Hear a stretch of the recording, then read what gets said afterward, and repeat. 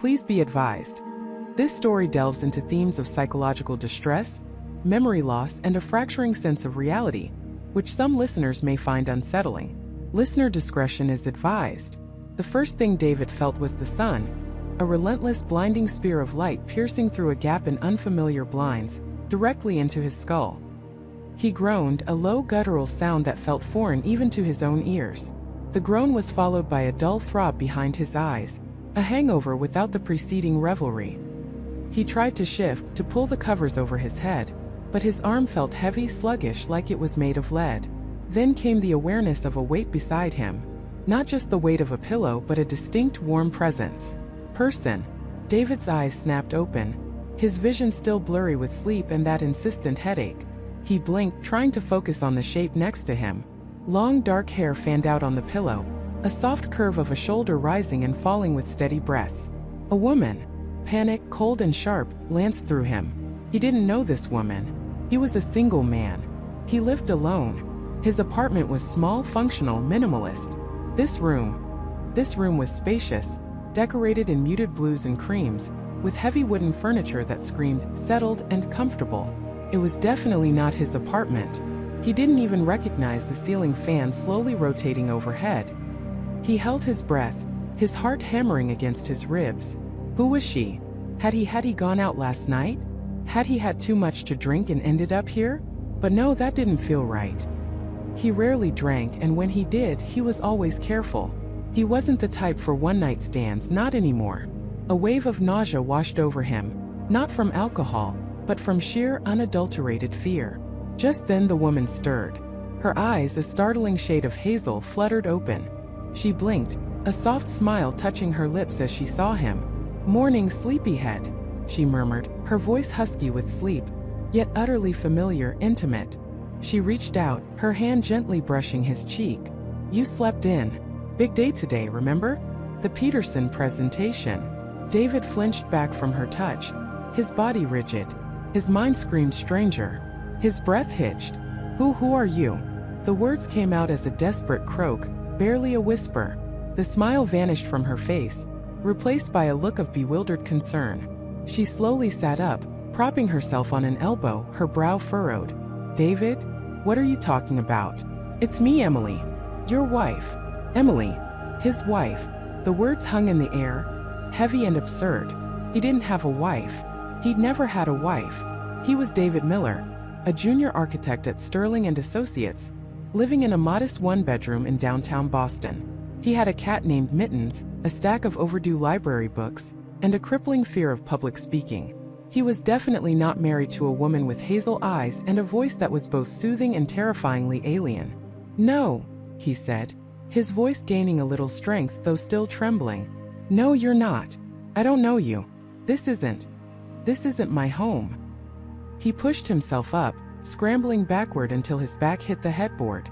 His eyes darted around the room, searching for any clue, any anchor to his reality.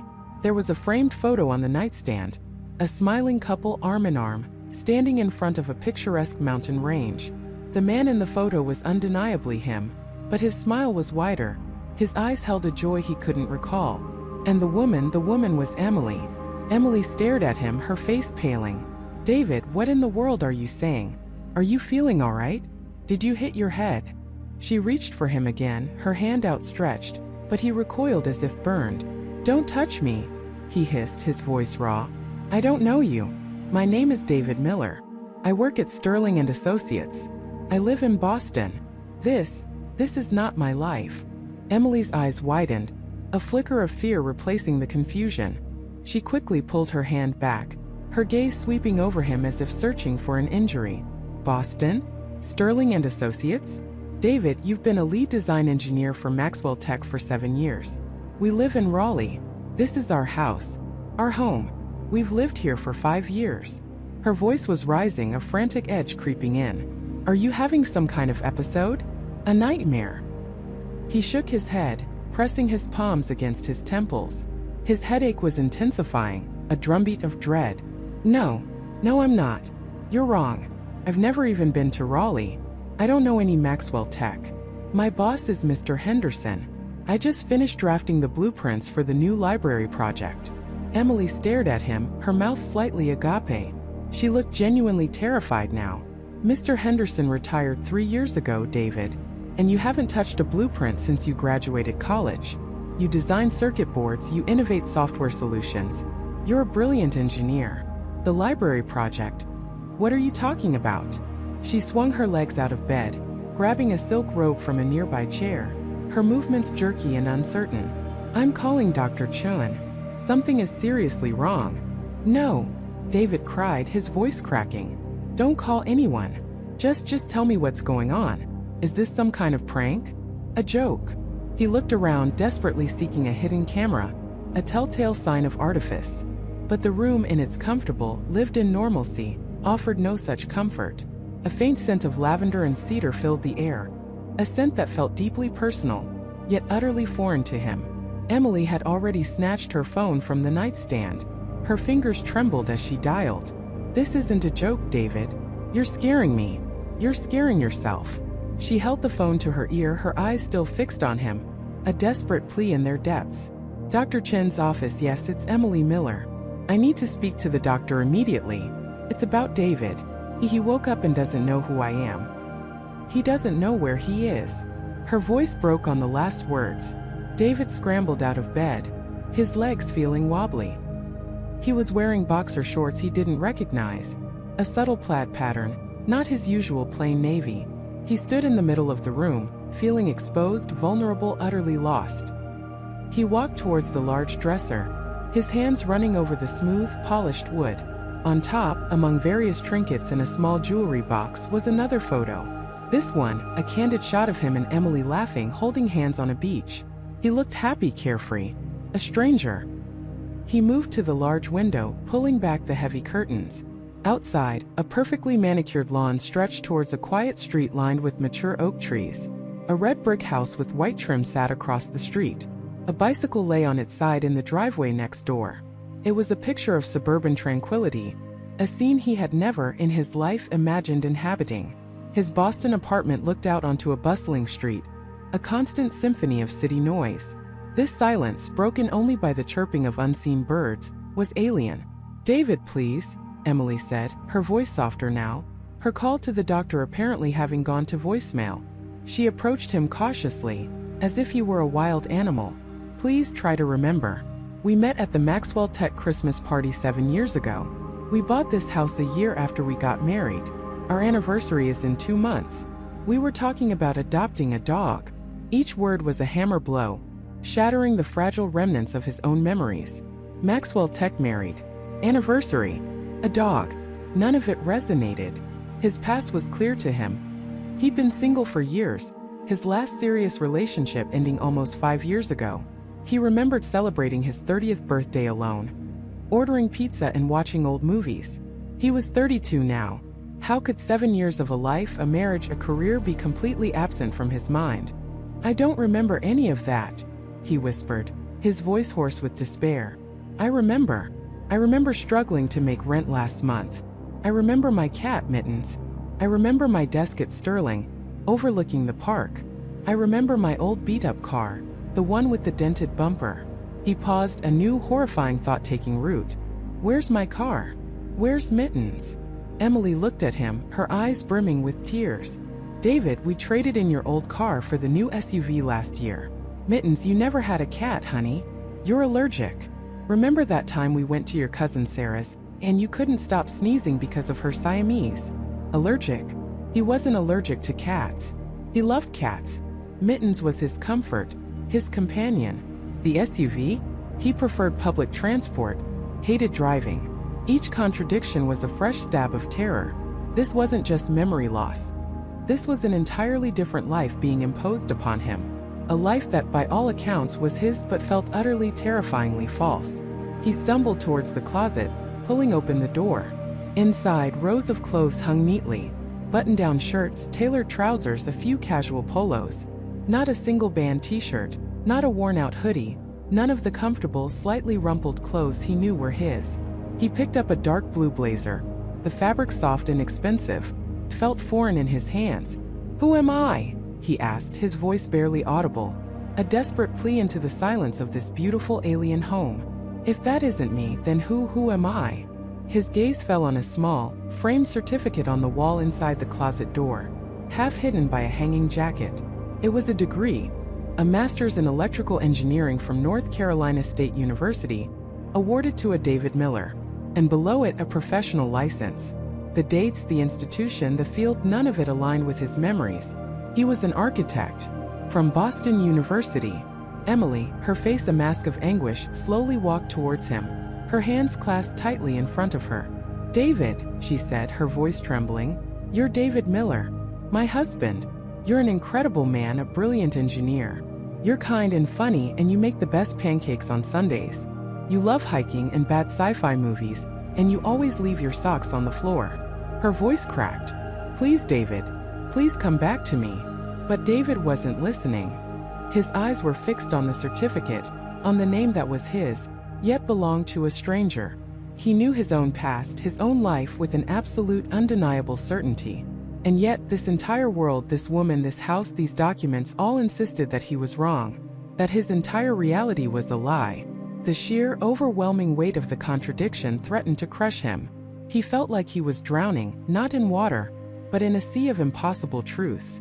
He felt like he was losing his mind, or perhaps someone had stolen it and replaced it with a twisted, beautiful deception. And the terrifying question that echoed in the deepest chambers of his mind was, why? The terrifying question that echoed in the deepest chambers of his mind was, why? Michael pushed himself out of bed, the plush carpet feeling alien beneath his bare feet. Every fiber of his being screamed that this was wrong. The room, while undeniably elegant, was a stranger. The framed photos on the dresser showed him, yes, but always with Jessica, always in unfamiliar settings. A beach house he'd never seen, a mountain hike he'd never taken, a New Year's Eve party with faces he didn't recognize. His mind raced, frantically searching for an anchor, a single piece of evidence that would prove he wasn't insane. He stumbled into the living room, the morning light streaming through tall windows, illuminating a space filled with tasteful modern furniture. Not his style at all. His apartment, the one he clearly remembered, was cozy, filled with books, a slightly worn leather armchair, and a perpetually messy desk covered in coding diagrams. This place felt sterile, almost like a showroom. His gaze fell on a small, ornate wooden box on a side table. It looked old, out of place among the sleek decor. He remembered a similar box from his childhood, a gift from his grandmother, where he kept his most treasured possessions. A lucky coin, a dried four-leaf clover, a faded photograph of his first dog, a golden retriever named Buster. He reached for it, a flicker of hope igniting within him. Could this be his box? A remnant of his true past? He opened it. Inside, nestled on a velvet lining, was a single gleaming silver pocket watch. Engraved on its casing were the initials MP, and a date. October 27, 2012. It was beautiful, but it wasn't his. He'd never owned a pocket watch. The date meant nothing to him. His grandmother's box had been a simple, unadorned pine. Another dead end. Another piece of this elaborate, terrifying puzzle. He needed concrete proof, something undeniable. His phone. That was it. His phone held his life, his contacts, his memories, his real memories. He snatched it from the bedside table where he'd left it charging. The lock screen showed a photo of him and Jessica, smiling into the sunset. His stomach churned. He unlocked it, his thumb flying to the photo gallery. Thousands of pictures. Almost all of them featured Jessica. Him and Jessica at a winery. Him and Jessica at a charity gala.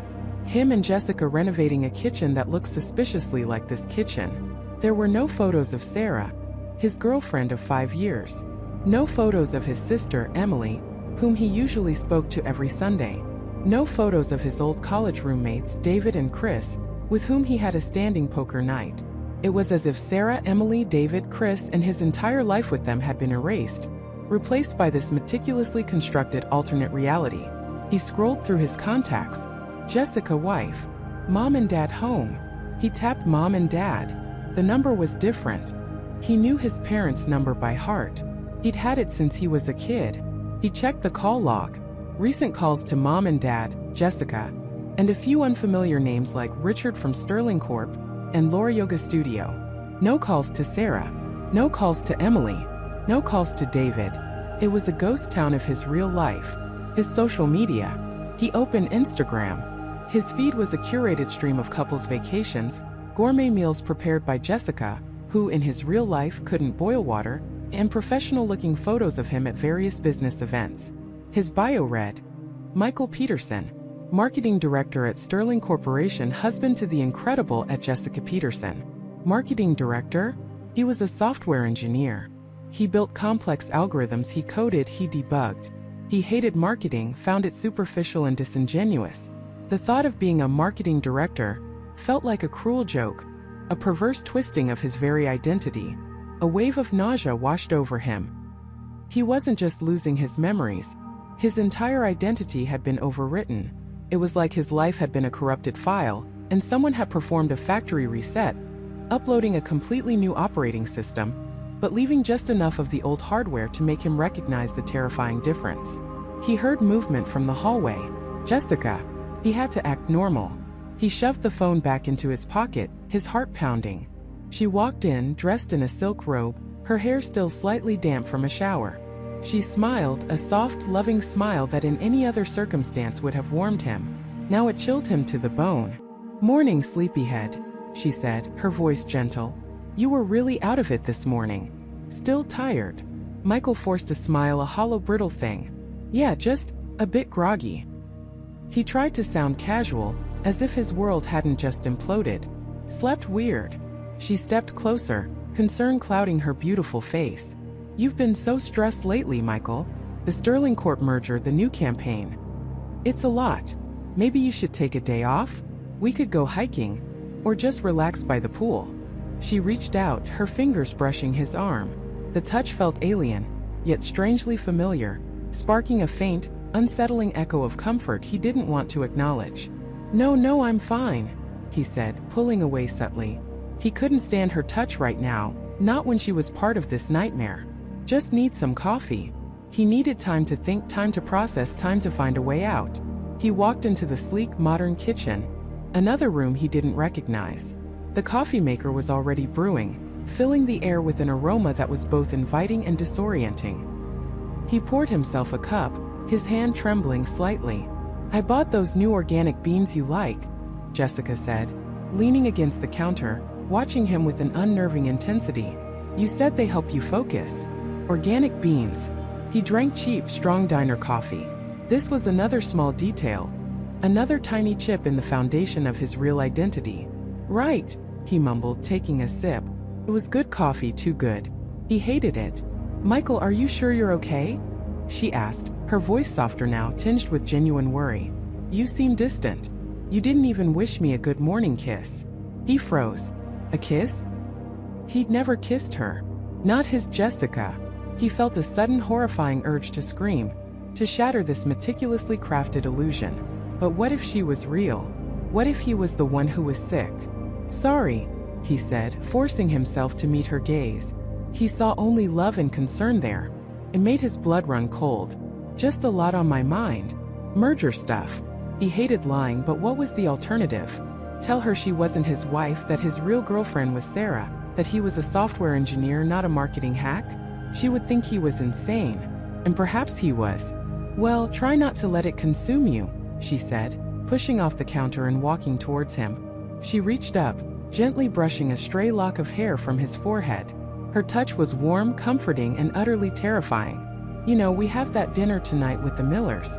For their anniversary. You almost forgot, didn't you? The Millers." He didn't know any Millers. Another event, another social obligation in a life that wasn't his. This was more than just a memory wipe. It was a full-scale identity transplant. He was living someone else's life, wearing someone else's skin, and the terrifying part was that everyone around him, including the woman who claimed to be his wife, believed it was his life. "No, of course not," he lied again, his voice cracking slightly. "Just sorting out what gift we got them." Jessica smiled. "Don't worry, I handled it. It's that limited edition sculpture you picked out last month." He picked out a sculpture? He barely knew what a sculpture was, let alone a limited edition one. His mind reeled. The sheer volume of new information, new memories, new experiences that were supposedly his was overwhelming. He finished his coffee, the bitter liquid doing little to calm the storm raging inside him. He needed to get out, to breathe, to find a place where he could think without Jessica's watchful, loving eyes on him. "I'm going to head to the office early," he announced, trying to sound decisive. "Get a jump on things before the merger meeting." Jessica's brow furrowed. "But it's Saturday, Michael. You usually sleep in on Saturdays." "Not today," he insisted, heading towards the bedroom to get dressed. He needed his old life back. He needed to find Sarah, Emily, David. He needed his real apartment, his real job, his real self. But how? Every piece of evidence, digital and physical, pointed to this new horrifying reality. As he dressed, pulling on unfamiliar clothes from a closet full of clothes he didn't own, he felt a profound sense of despair. He was trapped in a life that was perfect, beautiful, and utterly fake. A life where he was loved by a woman he didn't know. A life where he had a successful career he hated. A life where every memory he held dear had been systematically erased and replaced. He stared at his reflection in the mirror. His face stared back, a face he recognized, but his eyes held a terror that was new, a desperate plea for understanding. He looked like Michael Peterson, but he wasn't Michael Peterson, not the one he remembered. The only way to escape this prison of fabricated memories was to understand how he got here. Who had done this to him? And more importantly, why? The question echoed again, louder this time, a desperate cry in the silent, beautiful deception that had become his existence. He had to unravel this, or he would truly lose himself forever. He had to unravel this, or he would truly lose himself forever. Michael took a deep, shuddering breath, the cool air doing little to calm the frantic hammering in his chest. His reflection in the polished surface of the coffee table stared back, a stranger with his own face, hollowed eyes reflecting a terror only he could perceive. This wasn't just about remembering, it was about reclaiming. He wouldn't be a prisoner in this gilded cage. He wouldn't be a puppet dancing to someone else's tune. He would fight. His first move was to methodically search the apartment. He started with the most obvious places, then moved to the obscure. He emptied drawers, checked under cushions, ran his hands along the backs of shelves. Every object was a potential clue, every document a thread in this elaborate tapestry. The apartment, a spacious loft with floor-to-ceiling windows overlooking a bustling city he vaguely recognized but couldn't name, was impeccably furnished. Modern art adorned the walls, expensive gadgets populated every surface, and a minimalist aesthetic spoke of sophisticated taste and considerable wealth. This was the home of a successful man, a man who, according to the fabricated memories, was him. He found his wallet. Inside, a driver's license with his photo, confirming his name, Michael Vance. The address matched the apartment. A quick mental check against the new memories confirmed he was 38 years old, a corporate lawyer at a prestigious firm called Sterling & Black. There were several credit cards, all with high limits and a substantial amount of cash. Everything screamed success, stability, and a life utterly devoid of the quiet, artistic pursuits he dimly recalled. Next, his phone, a sleek, top-of-the-line model. He unlocked it with a fingerprint he somehow instinctively knew was his. Contacts listed familiar-sounding names: Jessica Work, David Golf, Mom, his mother. The thought sent a fresh wave of nausea through him. His mother, Emily Vance, a woman he knew without a shadow of a doubt, had passed away 5 years ago. Yet here she was, her number saved, recent texts exchanged, even a photo of her smiling face set as a favorite.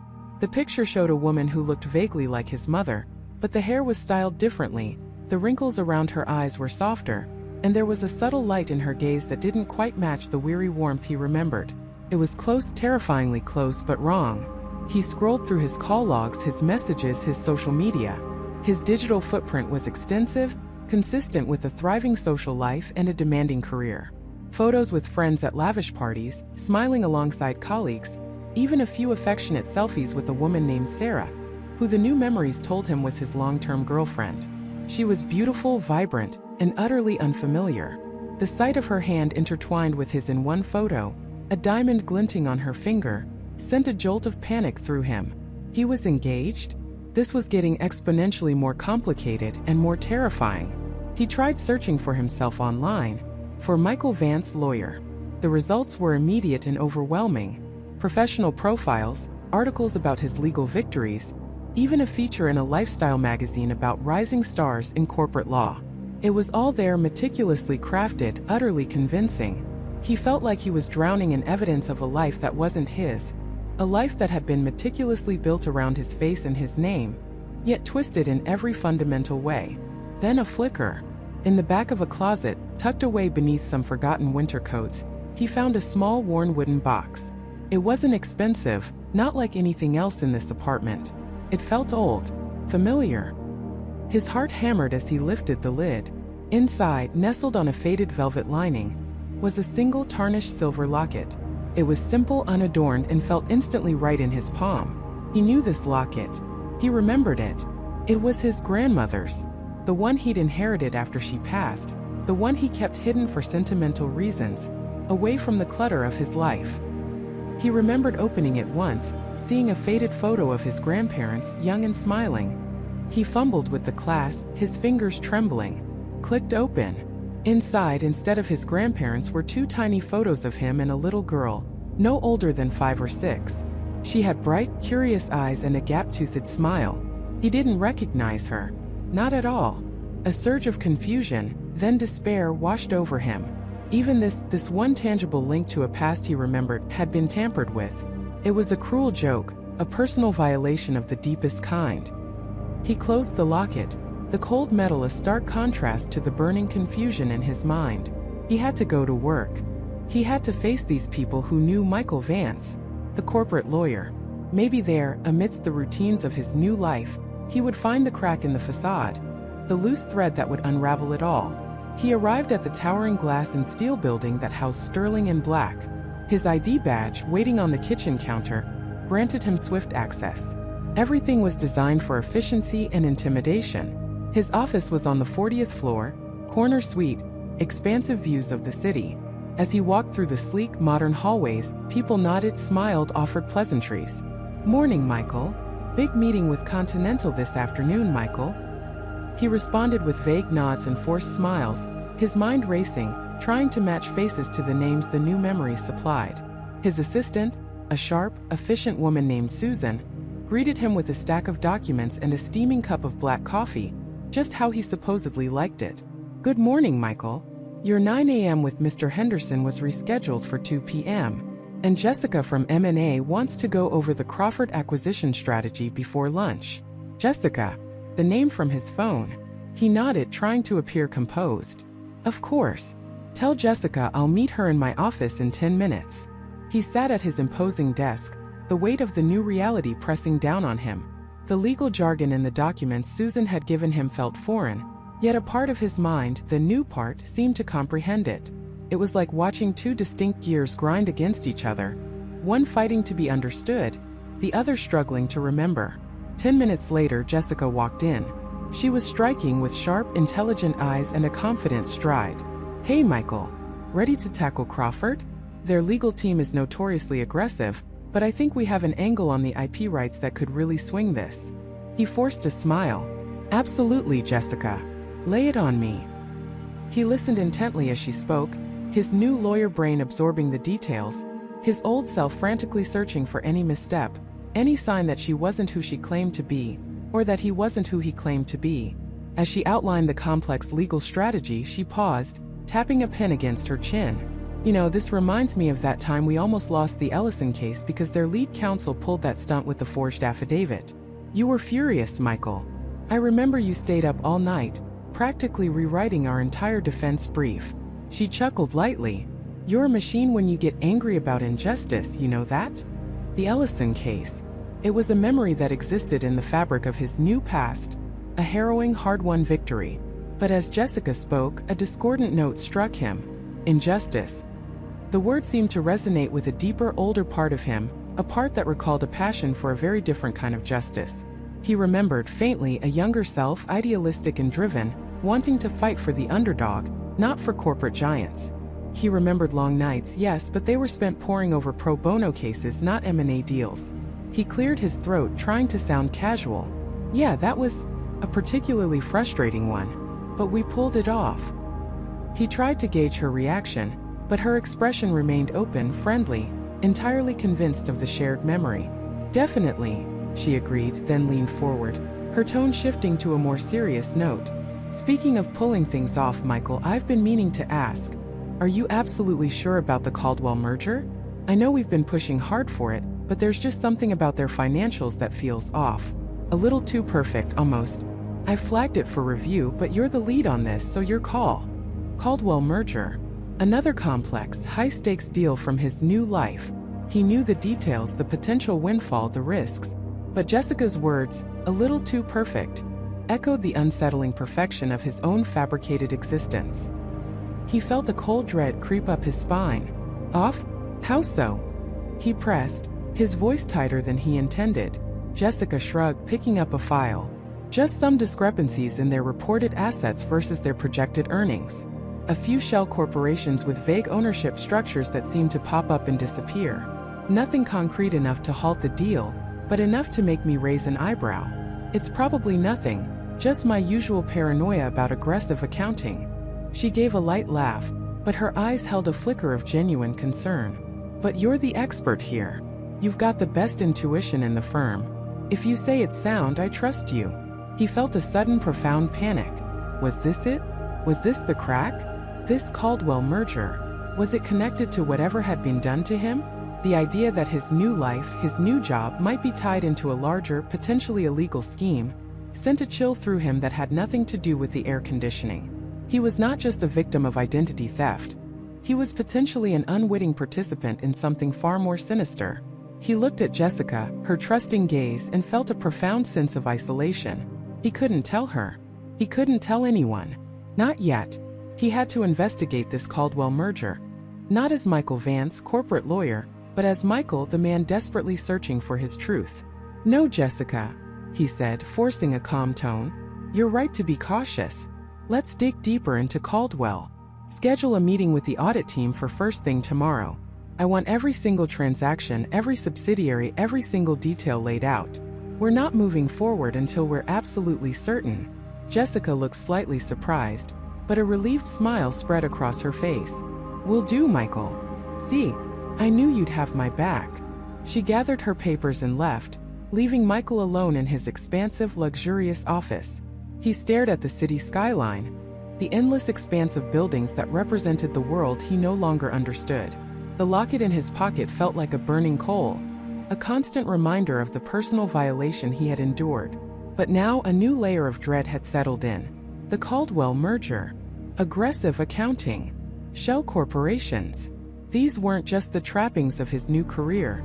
They felt like the very mechanisms of his undoing. Someone had gone to incredible lengths to build this life for him, to erase his old one.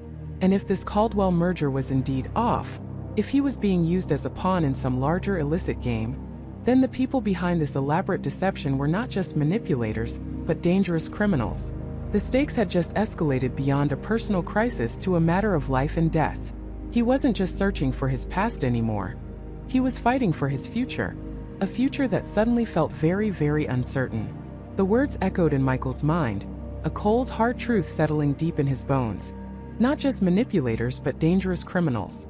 The stakes had just escalated beyond a personal crisis to a matter of life and death. He wasn't just searching for his past anymore. He was fighting for his future, a future that suddenly felt very, very uncertain. A primal fear, sharp and immediate, seized him. Every shadow in his apartment seemed to lengthen.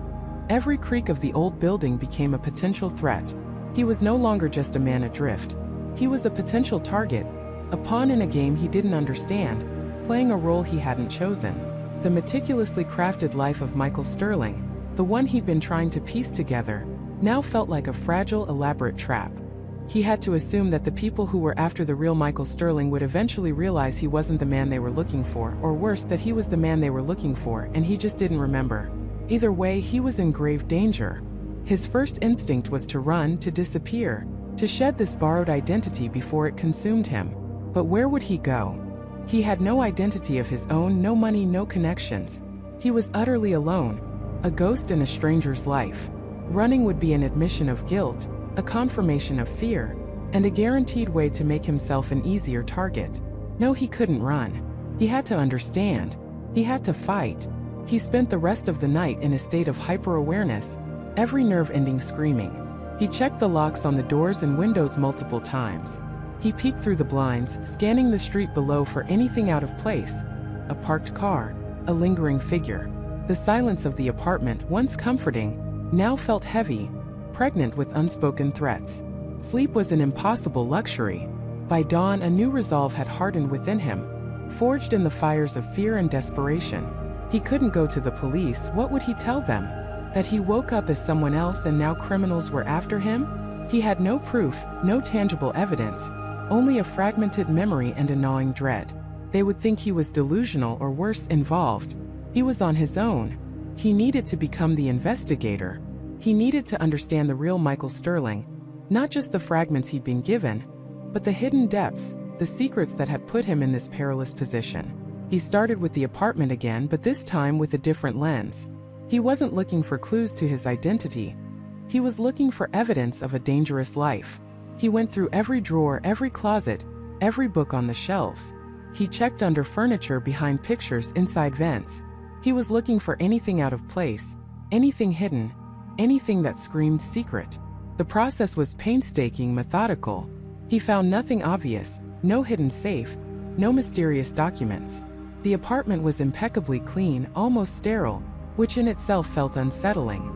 It was the home of someone who had nothing to hide, or everything. Then he noticed something in the study, a subtle detail he'd overlooked before. On Michael Sterling's desk, tucked away in a small ornate wooden box that held paper clips, was a single innocuous-looking USB drive. It was sleek, black, and completely unmarked. It didn't look like the kind of common office supply everyone had. Its very plainness made it stand out. His heart pounded. This was it. This felt different. He picked it up, a strange mix of dread and anticipation coiling in his stomach. He remembered the laptop he'd found earlier. With trembling fingers, he inserted the drive. The screen flickered and a single folder appeared, simply labeled Project Chimera. He clicked on it. It immediately demanded a password. A wave of frustration washed over him. Of course, it wouldn't be that easy. He tried common passwords. Michael's birthday, Jessica's birthday, his street address, random sequences. Nothing worked. The drive remained stubbornly locked. He felt a cold sweat break out. This wasn't just a work project. The name Chimera itself sounded like something out of a spy novel, something clandestine. He pulled the drive out, his mind racing. This was too important to risk. He couldn't keep trying passwords and potentially lock himself out or trigger some kind of alert. He needed help, but who could he trust? Jessica was the only person he had any connection to, but bringing her into this would be reckless. He was truly alone. His focus shifted. If he couldn't access the digital secrets, he needed to explore the physical world of Michael Sterling. He needed to go to his workplace. The office, the place where Michael Sterling spent most of his waking hours, held the next set of clues. It was a risky move, but he had no choice. He needed to understand the scope of Project Chimera and who Michael Sterling truly was in his professional life. Later that morning, dressed in one of Michael Sterling's tailored business suits, he found himself standing in front of a sleek, modern office building in downtown Chicago. The name on the glass doors read, Ether Dynamics. He remembered seeing that name on some envelopes in the apartment. It was a technology consulting firm, according to the brief research he'd done online. A quick glance at their website showed a company that boasted cutting-edge solutions, AI integration, and data security. The information was vague, impressive, and gave him no real insight into what they actually did or what Project Chimera could entail. Taking a deep breath, he walked in. The lobby was bright and minimalist, all polished chrome and glass. A friendly receptionist, a young woman with bright red hair named Sarah, greeted him. "Good morning, Michael. Running a bit late today?" she said with a warm smile. He forced a smile back, his heart hammering. "Just a bit. Had a rough morning." He hoped his voice sounded normal, not laced with the terror that was churning inside him. "Oh, I'm sorry to hear that," she replied, her smile dimming slightly with genuine concern. "Everything all right?" "Yes, just a lot on my mind," he said, trying to sound vague but troubled. "Is Mr. Thompson in yet?" He remembered seeing that name on an internal email. "He's in his office, yes. Go right on up, Michael. You know the way." He nodded, trying to project an air of normalcy. As he stepped into the elevator, he felt a prickle on the back of his neck. He glanced back at Sarah, but she was already busy typing on her computer. Was it just paranoia? Or had her gaze lingered a moment too long? He couldn't be sure. The elevator ascended, the numbers ticking upwards. Michael Sterling's office was on the 12th floor. As the doors opened, he stepped into a bustling open-plan office. Cubicles stretched out, filled with people hunched over computers, murmuring into headsets. The air hummed with the low thrum of technology and quiet conversation. No one seemed to pay him any particular attention, which was both a relief and a new source of anxiety. He was just another face in the crowd, blending in, which was exactly what he needed. He navigated the maze of cubicles until he reached a corner office with a frosted glass door. A small plaque read, "David Thompson, Senior Project Manager." He knocked gently. A gruff voice from inside called, "Come in." Michael pushed the door open. David Thompson was a man in his late 50s, with thinning gray hair and a no-nonsense demeanor. He looked up from his computer, his brow furrowed. "Michael, what are you doing here? I thought you were taking the week off after everything." David's voice held a note of genuine concern, but also a hint of something else, something unreadable. Michael hesitated. I just couldn't stay away, David. Too much on my mind. Figured diving back into work might help." He tried to sound like someone struggling with grief or stress. David leaned back in his chair, studying him. "Well, I admire your dedication, but you look like hell, son. Are you sure you're up to it?" "I think so," Michael said, trying to sound convincing. "Actually, I wanted to talk to you about Project Chimera. I've been trying to get my head back into it, but I'm having trouble recalling some of the finer details. Any chance you could give me a quick recap?" David's eyes narrowed just slightly. A flicker of something, perhaps suspicion, or maybe just surprise, crossed his face. "Chimera? Michael, we wrapped up the active phase of Chimera last month. You were integral to its completion. Remember the launch party? You gave a speech, for crying out loud." Michael's heart plummeted. "Oh, right. Of course. Just the stress, you know. My memory's a bit hazy." He forced a laugh, trying to play it off. "It's all a blur. So, it's completely finished then?" "Completely," David confirmed, his gaze still fixed on Michael. "Just maintenance now. Why the sudden interest in a finished project?" "I thought you were eager to move on to the Prometheus initiative." "Prometheus?" Michael repeated, filing the name away. "Yes, of course. Just trying to jog my memory, you know. Making sure I didn't miss anything important with Chimera before I fully transition." David nodded slowly, seemingly accepting his explanation, though Michael felt a deep unease. "Well, if you need a refresher, the project files are all archived on the shared drive. But honestly, Michael, you were the architect of Chimera. You know it better than anyone." He paused, then added, "Look, if you're feeling overwhelmed, don't push yourself. Take the time you need. We'll manage without you for a bit longer." "Thanks, David. I appreciate it," Michael mumbled, feeling a cold knot in his stomach. He had walked into this blind, and now he knew even less than before. The USB drive was named Project Chimera, but David said the project was finished. Was the USB drive a remnant of the old project? Or was it a new secret Project Chimera that David knew nothing about? Or was David lying? He excused himself, his mind reeling. He had gained a new piece of information, but it only deepened the mystery. As he walked back through the office, he felt David Thompson's eyes on him until he disappeared around a corner. He made his way to his own office, a slightly larger cubicle with a small window. Inside, it was just as impersonal as the rest of the apartment. A few framed photos of Jessica were on the desk, a stack of technical journals, and a small potted succulent. Nothing out of the ordinary. He sat down, his mind racing. Project Chimera was supposedly finished. The USB drive, however, was clearly still active, still protected. This meant either the real Michael Sterling had been working on something related to the finished project but separate from the official company records, or David Thompson was deliberately misleading him. He opened his computer, intending to search the company's internal network for more information on Project Chimera and Prometheus. But before he could even type a query, his phone, Michael Sterling's phone, buzzed with an incoming text message. It was from an unknown number. The message was short, chillingly direct. "We know you're not him. You have something that belongs to us. Give it back or we'll take it." And everything else. The blood drained from Michael's face. They knew. They weren't just after the real Michael Sterling anymore. They were after him. The game had just become terrifyingly personal, and the feeling of being watched, of being hunted, solidified into a horrifying reality. He wasn't just searching for answers. He was now running for his life with no idea who they were or what it was they wanted. Michael didn't waste another second. The chill of the night air was nothing compared to the ice in his veins. Every shadow seemed to shift, every distant car engine a potential threat, every casual passerby a possible operative.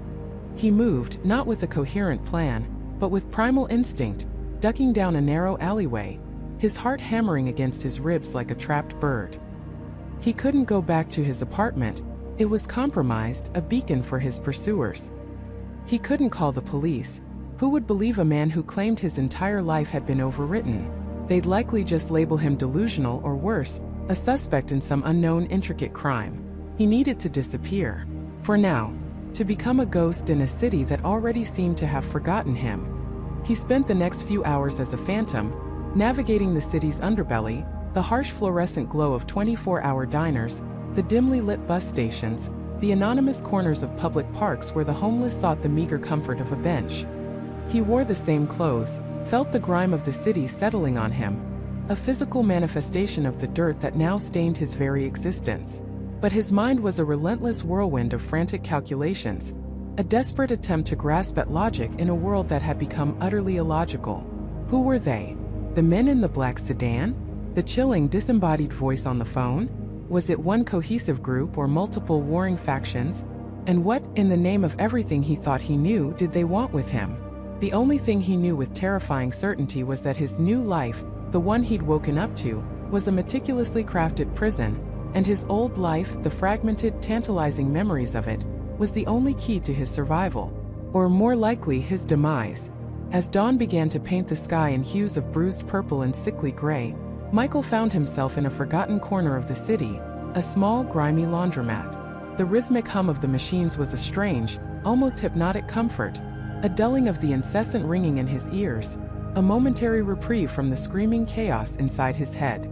He desperately needed a change of clothes, a fleeting moment of respite, a chance to think without the immediate, suffocating threat of capture looming over him. He bought a cheap, oversized hoodie and a pair of faded jeans from a dusty thrift store next door. And as he changed in the cramped, stale-smelling bathroom, he stared at his reflection.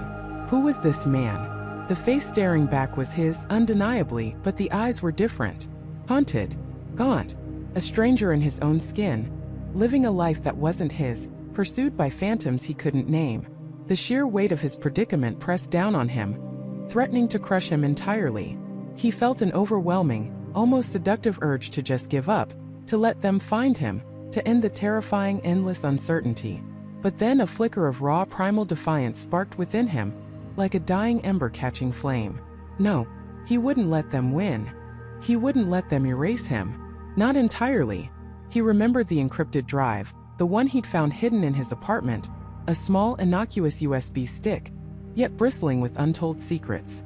It was a long shot, a desperate hope, but it was his only lead that wasn't directly tied to his new identity. He had to assume his apartment was not only being watched, but likely bugged, every corner scrutinized. He certainly couldn't just walk back in and retrieve it. But what if there was another way? What if the information on that drive was the very reason they were after him? The core of the mystery. His mind raced, trying to piece together the scattered fragments of this nightmare. The cryptic messages, the sudden violent shift in his reality, the relentless professional pursuit. It all pointed to something far larger, far more sinister than a simple case of mistaken identity or a convenient psychological break. This was organized. This was planned. This was a conspiracy. He needed to access the dark web or some equivalent secure network to decrypt that drive. But how? He had no laptop, no secure connection, no resources. He was stripped bare, vulnerable, exposed. He thought of David, the tech-savvy friend from his new life, the one who worked in IT. Could he trust David? The thought was immediately dismissed. Anyone connected to his current life was a potential liability, a potential pawn in their game, or worse, an unwitting informant for the very people hunting him. The paranoia was a suffocating, ever-present blanket. He needed an untraceable connection. A public library, perhaps? Too open, too many cameras. A university campus? Still too risky, too many eyes. He needed to be invisible to operate in the shadows. Then a memory surfaced, a faint echo from his old life, a time before the shift. A place, person, not a close friend, not a family member, but someone he'd known through a fleeting professional connection. A data recovery specialist, a brilliant but eccentric hacker named Alex Miller. Alex had a reputation for operating in the deepest shadows, for dealing with sensitive, even illicit, data with absolute discretion. He ran a small, nondescript shop in a forgotten industrial park on the absolute outskirts of the city, a place Michael had visited once years ago, for a job that had never materialized in his new past. It was a desperate gamble. Alex might not even remember him. He might turn him away. Or worse, Alex might be connected to them. A spider waiting patiently in his web. The risk was immense, but the alternative was to wander aimlessly until they inevitably caught up, and then his fate would be sealed. Michael hailed a taxi, paying cash, and gave the driver a general direction, avoiding the specific address until they were close, constantly scanning his surroundings. He kept his eyes peeled, every vehicle, every face, convinced he was being followed, that they were always one step behind. The entire city felt like a vast open trap, designed specifically for him. The industrial park was a desolate, forgotten landscape of crumbling brick buildings and rusting metal. Alex's shop, Digital Shadows, was tucked away behind a defunct auto repair garage, its sign faded and barely legible, a ghostly presence against the grimy brick. The glass door was streaked with grime, the interior dark, hinting at the secrets it held. Michael hesitated, his hand hovering over the cold metal handle. What if this was a trap? What if they had anticipated his move, planted this memory, and were now waiting inside, ready to spring? The fear was a bitter taste in his mouth. He took a deep, shuddering breath, pushing down the surge of raw panic. He had to know. He pushed the door open, the faint jingle of a bell echoing eerily in the silent, cluttered space. The interior was a chaotic, dizzying mess of computer parts, tangled cables, flickering monitors displaying lines of indecipherable code, and towering stacks of obscure tech manuals. The air smelled distinctly of dust and ozone, a familiar scent to anyone who spent too much time with technology. A figure emerged from behind a towering stack of servers, a thin man with wild, unkempt dark hair and thick-rimmed glasses perched on the end of his nose. It was Alex Miller, older, perhaps a little more disheveled, but undeniably him. Alex squinted, peering at Michael through the gloom. "Can I help you?" His voice was reedy, tinged with a sharp edge of suspicion, instantly putting Michael on guard. Michael swallowed, his throat dry, his heart doing a frantic dance. "Alex, it's Michael. Michael Thompson." He used his new name, a necessary precaution, a shield. Alex's eyes narrowed further, a flicker of recognition, then deep confusion. "Michael Thompson? I don't think I know a Michael Thompson." A cold dread washed over Michael, a wave of sickening disappointment. He'd gambled and it had failed. Alex didn't know him. His old self was truly gone, erased from everyone's memory, a phantom even to those who might have known him. "No, wait," Alex said, rubbing his chin thoughtfully, his gaze never leaving Michael's face. "Michael Johnson, from that real estate deal years back? You wanted some old property records recovered, something about a disputed boundary." Michael's heart leaped, a sudden desperate surge of hope. Michael Johnson. That was the name from his old memories, the one he'd been trying so desperately to confirm. "Yes, Johnson. That's me. I've been through a lot lately. A lot has changed." He tried to convey the gravity of his situation without sounding completely insane. Alex's expression softened slightly, though suspicion still lingered, a keen glint in his eyes. "You look like you've seen a ghost, man. Come in. What can I do for you, Mr. Johnson?" Michael stepped inside, the door closing behind him with a soft, ominous click that felt strangely final, like a tomb sealing shut. "I need your help with something. Extremely sensitive, Alex. I have an encrypted drive. I need to get into it, and I need it to be completely untraceable. No records, no questions asked. Absolute discretion." He emphasized the last words, hoping Alex would understand the urgency and the danger. Alex leaned back against a cluttered workbench, crossing his arms, a ghost of a smirk playing on his lips. "Untraceable, huh? Sounds like deep trouble. You know my rates for no questions asked work, right?" especially when it smells like government secrets or corporate espionage. I'll pay whatever it takes, Michael said, pulling out the small wad of cash he had left. It wasn't much, perhaps enough for a few days, but it was all he had in the world. But I don't have the drive on me. It's somewhere safe. I need to retrieve it, but I need a secure place to do it, and a way to communicate once I have it. I can't risk exposure. Alex studied him, his gaze piercing, assessing.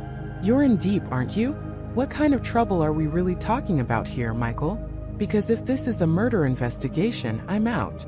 Michael shook his head emphatically. It's not murder. A stranger. I woke up a few weeks ago, Alex, and my entire life was different. My name, my job, my memories, my entire identity. Everything. I'm being hunted by people who don't want me to find out why. This drive, I believe, holds the answers to everything. The truth. Alex blinked, then let out a low whistle, a sound of genuine astonishment. Whoa, that's a new one. Sounds like something straight out of a really bad sci-fi movie. He paused, then looked around his cluttered shop, as if weighing the risks against the sheer intrigue of the situation. Okay, look.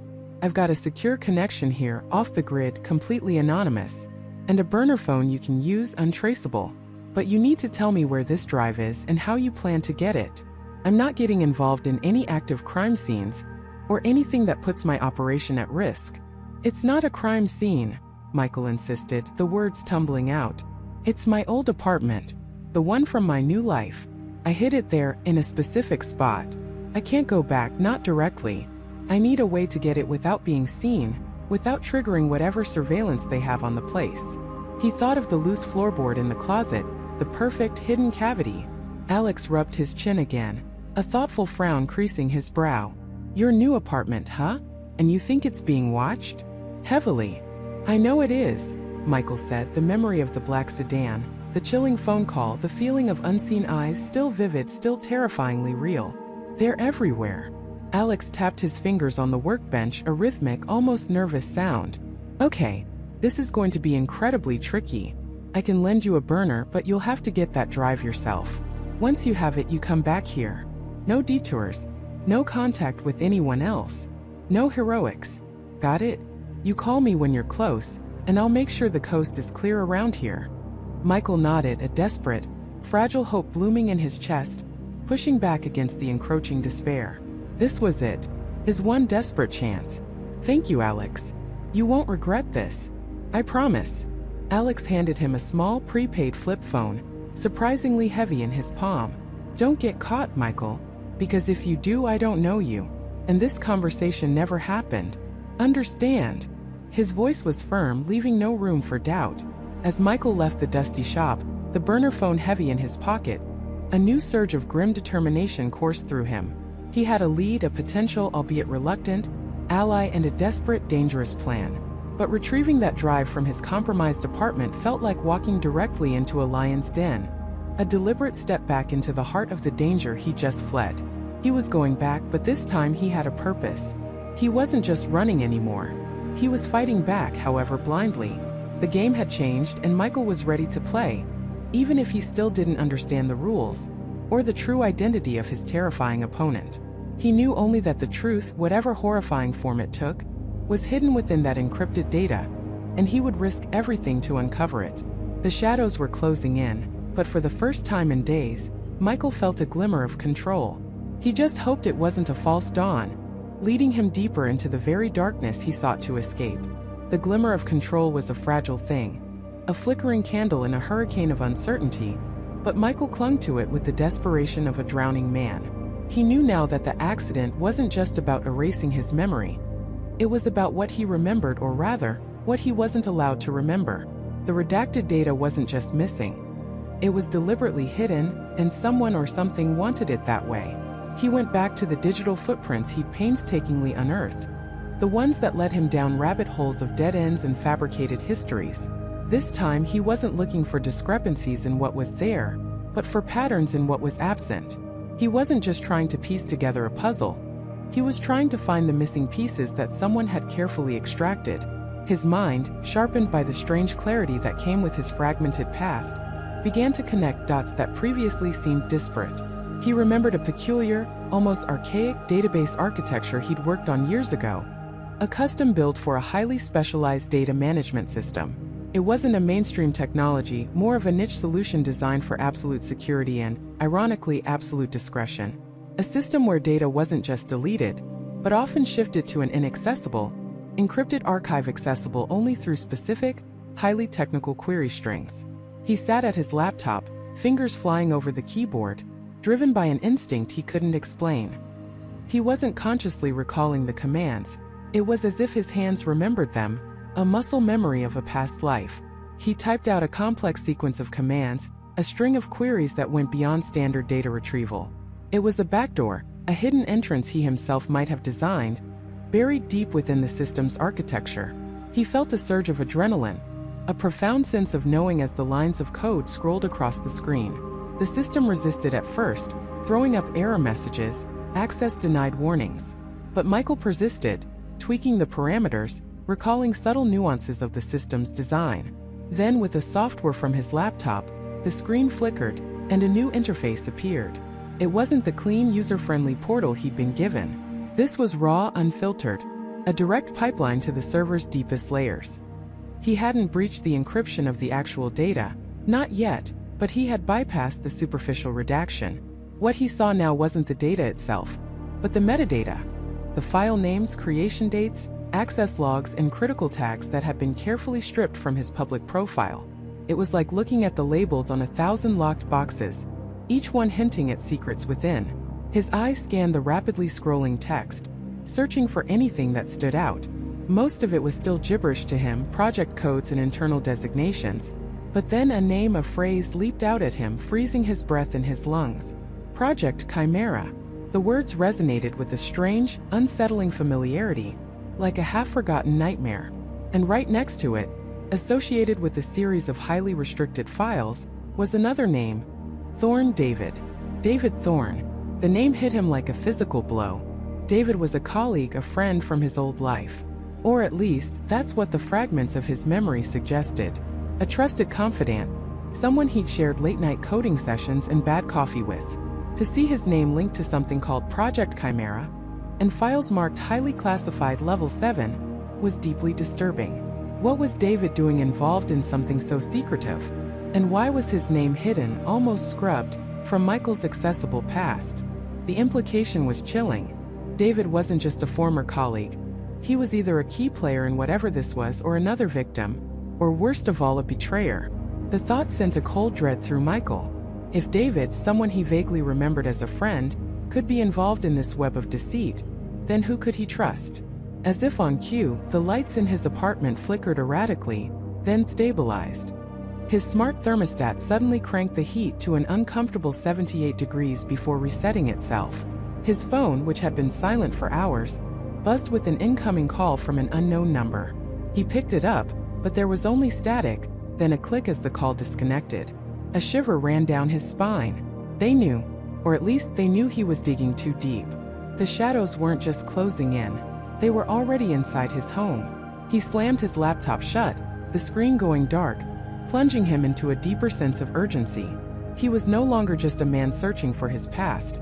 He was a man who had stumbled onto something far bigger, something dangerous enough to warrant erasing an entire identity. He had to assume his digital activities were being monitored, his every move watched. The glimmer of control had just become a beacon, drawing unwanted attention. He needed to contact David Thorne, but not through any official channels, and certainly not through anything that could be traced back to him. He needed to be invisible. Michael rummaged through a drawer, pulling out an old, prepaid burner phone he'd bought on a paranoid whim weeks ago. A habit he couldn't explain, but was now immensely grateful for. He powered it on, the cheap plastic feeling alien in his hand. He didn't have David's current number, but he remembered David was active on a niche online forum dedicated to vintage computing, a place they used to frequent in their shared past. It was an obscure corner of the internet, unlikely to be heavily monitored by whatever entity was after him. He quickly created an anonymous account, using a throwaway email address, and crafted a message. He couldn't be direct. He needed to be cryptic, to use a code that only David would understand, something that would trigger a memory without revealing too much to any potential eavesdroppers. He thought back to their shared past, the fragments of memory coalescing into a specific inside joke. A project code, a shared experience. The Chimera scales are showing, David, he typed, his fingers trembling slightly. Remember the old Phoenix protocol from the '98 server crash? Meet me at the old observatory Northside tomorrow at dusk. Just you. Don't bring anything or tell anyone. It's about more than just the past. The Phoenix protocol. It was a joke they had about a disastrous server meltdown back in their early days, where they had to rebuild everything from scratch like a phoenix from the ashes. It was obscure enough, personal enough, that only David would truly grasp its meaning. It was a test, a lifeline, and a warning all rolled into one. He sent the message, then immediately deleted the account and destroyed the burner phone, snapping it in half with a grim satisfaction. He felt a profound sense of isolation.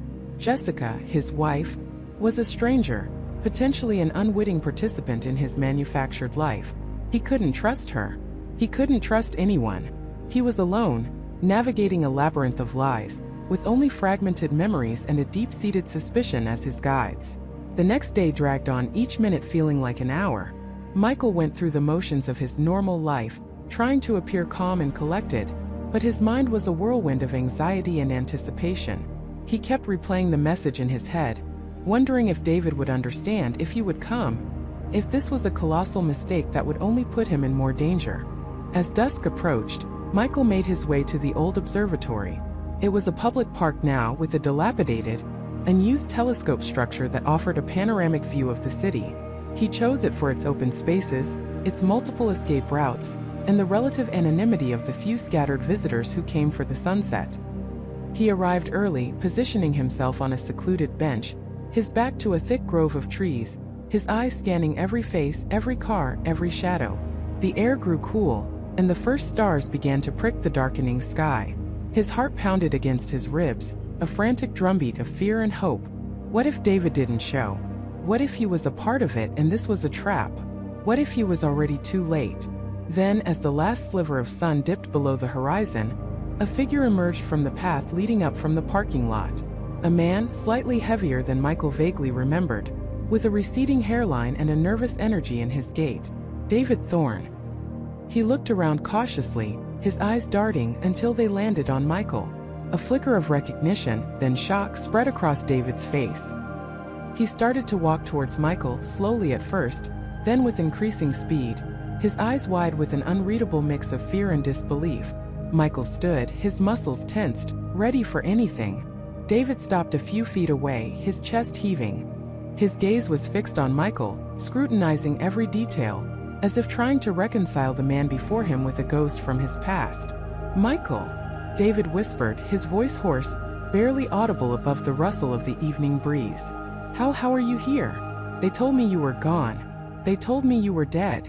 David's eyes, wide and disbelieving, darted over Michael's face, tracing every line, every shadow, as if trying to etch him into permanence before he vanished once more. The sound of crickets filled the sudden silence, a rhythmic counterpoint to the frantic beat of Michael's own heart. He didn't know this man. Not really. Yet, something in David's raw emotion, the sheer relief warring with profound shock, resonated deep within him, stirring a phantom ache in a place he couldn't quite pinpoint. "David," Michael said, his voice a strained whisper, the name feeling alien on his tongue. He had no memory of ever speaking it before, let alone associating it with the intense gaze now fixed upon him. I don't know what you're talking about. I'm Michael Miller, and I've never seen you before in my life." The words hung in the air, a stark, brutal denial of David's reality. David flinched as if struck, his face contorting in an expression of bewildered pain. He took a hesitant step back, his eyes narrowing, the initial surge of hope draining away, replaced by a chilling suspicion. "Michael Miller?" David scoffed, a bitter, humorless sound. "Don't play games with me, Michael. Not now. Not after everything. They said you were gone. An accident. A clean sweep. But I knew. I always knew it wasn't right." He ran a hand through his already disheveled hair, his gaze flickering nervously over Michael's shoulder, as if expecting someone else to appear from the encroaching shadows. "What is this? Some kind of cover? Another alias? We talked about this. You were supposed to lay low, but not like this." Michael felt a cold dread begin to seep into his bones. This wasn't just a simple mistake. David wasn't mistaking him for someone else. He was talking about him, Michael, but a version of Michael that existed only in the fragmented, discarded memories of his Thompson life. And David's words, cover, alias, lay low, hinted at a past far more complex and dangerous than a struggling artist or a quiet architect. "I'm not playing games," Michael insisted, a desperate edge creeping into his voice. "My name is Michael Miller. I'm an architect. I live here, with my wife Sarah and my daughter Emily." He gestured vaguely towards the house, the home that had become his anchor, his newly found truth. "I woke up a few weeks ago, and my entire life was different. I don't remember any of this. I don't remember you." David stared at him, his initial suspicion slowly giving way to a dawning horror. His eyes, fixed on Michael's face, now held a profound, unsettling pity. You don't remember?" he repeated, his voice barely above a whisper. "The memory wipe. It worked then. They actually did it." He shook his head slowly, a grim, defeated look settling on his features. No, this isn't right. They said it was impossible. They said the procedure was too unstable." Michael's blood ran cold. Memory wipe? Procedure? The word slammed into him with the force of a physical blow, shattering the fragile sense of reality he had painstakingly constructed. Could this be it? The explanation for the impossible phenomenon he was experiencing? The answer to why Michael Thompson's memories were so vivid, yet so utterly contradicted by Michael Miller's life? "What are you talking about?" Michael demanded, his voice sharper now, edged with a growing terror. "What procedure? Who are they?" David took another deep breath, his gaze now distant, lost in some terrifying memory. "Project Chimera," he muttered, almost to himself. "That's what they called it. You were the prime candidate, Michael. The one with the highest cognitive resilience. The one who could supposedly withstand the neural repatterning." He looked back at Michael, his eyes haunted. "We were trying to expose them, to bring down the whole rotten system. They found us. They found you." Michael felt a dizzying sensation, as if the ground beneath him had suddenly tilted. Project Chimera. Neural repatterning. Exposing a system. This was far beyond waking up in the wrong life. This was something out of a science fiction nightmare. "Expose who?" Michael pressed, forcing himself to remain calm, to extract information from this clearly traumatized man. "What system? What did I do?" David finally stepped closer, his voice dropping to a conspiratorial whisper, his eyes scanning the quiet street again. "The Consortium," he breathed, the name laced with venom. "A shadow organization. They control everything, Michael. Information technology, even identities. They can erase people, rewrite lives, make you disappear without a trace. They wanted you. They wanted your mind. You were too close to uncovering their deepest secrets. You had the key." A jolt went through Michael. The key. He remembered a vague, persistent feeling in his Thompson memories, a sense of being on the verge of something monumental, something dangerous. He had dismissed it as a dream, a lingering anxiety from a forgotten life. But now David's words gave it a terrifying new context. "The key to what?" Michael asked, his voice barely audible. "To their network," David replied, his voice strained with urgency. "To their entire operation. You built the firewall, Michael. You designed the countermeasures. You were the only one who could break through their encryption. We were planning to leak everything, to expose their entire database to the world. But they got to you first." He paused, a pained expression on his face. "I was supposed to be your backup, your failsafe. If anything went wrong, I was to get you out. But they moved too fast. They staged the accident. A car crash. Vanished without a trace. We all thought you were dead. I went into hiding. For months, I've been trying to find out what happened. And then I saw you." He pointed a trembling finger at Michael. "At the cafe. With her. Sarah." Michael's mind reeled. The car crash. He had no memory of a car crash. His Thompson memories simply ended with him living his quiet life. And then bam, he was Michael Miller. But if what David said was true, then his Thompson life wasn't mundane at all. It was a cover. A dangerous existence on the precipice of exposing a global conspiracy. And Sarah was part of his new fabricated life. Was she involved? Or was she, like him, an unwitting pawn? "Sarah, she's my wife," Michael said, the words tasting like ash in his mouth. She says we've been married for 10 years. We have a daughter. David's face hardened. That's part of it, Michael. The new identity. The fabricated life. They don't just erase you. They replace you. They build a new reality around you so perfectly constructed that you accept it without question. It's a prison, Michael. A gilded cage designed to keep you docile, to keep you from remembering who you truly are and what you know. The pieces began to click into place, horrifyingly, sickeningly. The meticulously crafted documents in the hidden compartment. The undeniable proof of Michael Miller's life. The way Sarah and Emily seemed so genuinely loving, so utterly convinced of their shared history. It wasn't a mistake. It was an elaborate, terrifyingly effective deception. So the memories, Michael whispered, his voice hoarse. The memories of Michael Thompson, they're real? That was me? Before. David nodded grimly. That was you. The brilliant, slightly paranoid hacker who was ready to bring down a global empire. The one who believed in justice above all else. They tried to erase it all. To overwrite you with a new, harmless persona. Michael Miller, the architect. A life of comfort, of routine. A life where you'd never ask too many questions. A wave of nausea washed over Michael. He had been so desperate to make sense of his situation, to find a truth he could cling to. He had almost fully embraced the identity of Michael Miller, accepting the love of Sarah and Emily, believing he was finally finding peace. But if David was right, then that peace was a lie, a carefully constructed illusion designed to neutralize him. Why didn't the memory wipe work completely? Michael asked, clutching at the last vestiges of his sanity. Why do I still have flashes of Thompson? Because you're stronger than they anticipated, Michael, David said, a flicker of pride in his eyes. Or perhaps they underestimated the raw data you held. The neural repatterning isn't perfect. It leaves fragments, ghost memories, especially when the original identity is so deeply ingrained. They must have thought it was enough, that you'd be too confused, too disoriented to ever piece it together. He paused, a new urgency in his tone. But you are. You're remembering, aren't you? That's why you're here at your old spot at your old time. It's a subconscious pull, Michael. Your true self fighting against the programming. Michael looked around at the familiar park, the bench where he used to sketch, the quiet hum of the city that always brought him a strange comfort. It wasn't just a habit of Michael Miller. It was a memory of Michael Thompson. And David appearing here now wasn't a coincidence. It was a desperate plea from his forgotten past.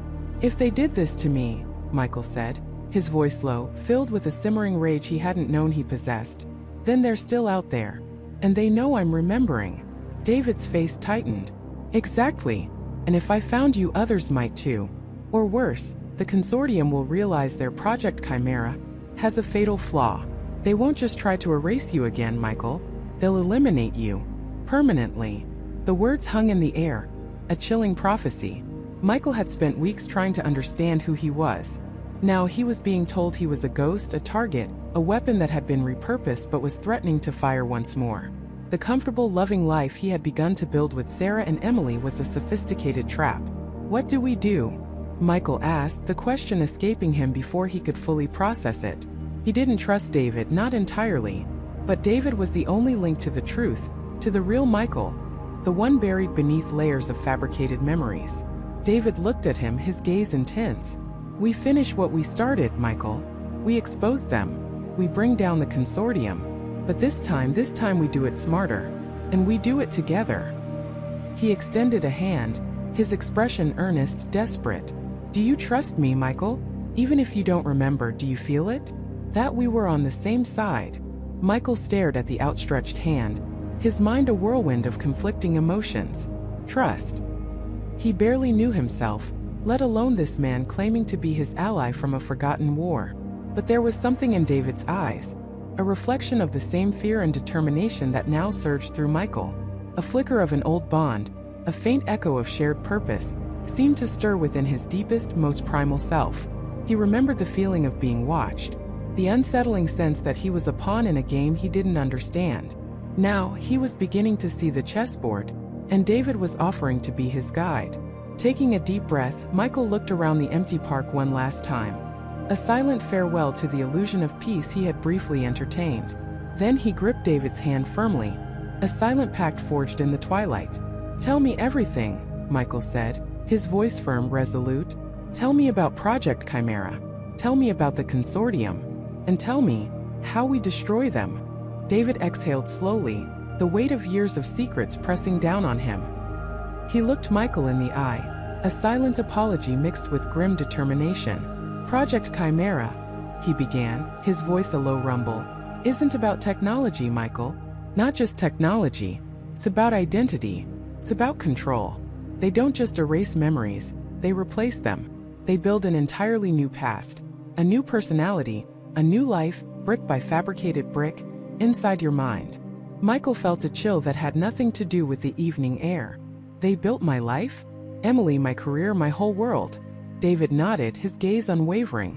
"Every detail, every memory, every emotion, every personal history you hold dear, was meticulously crafted and implanted.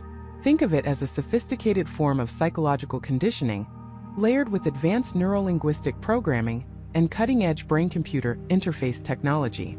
The goal isn't just to make you forget who you were.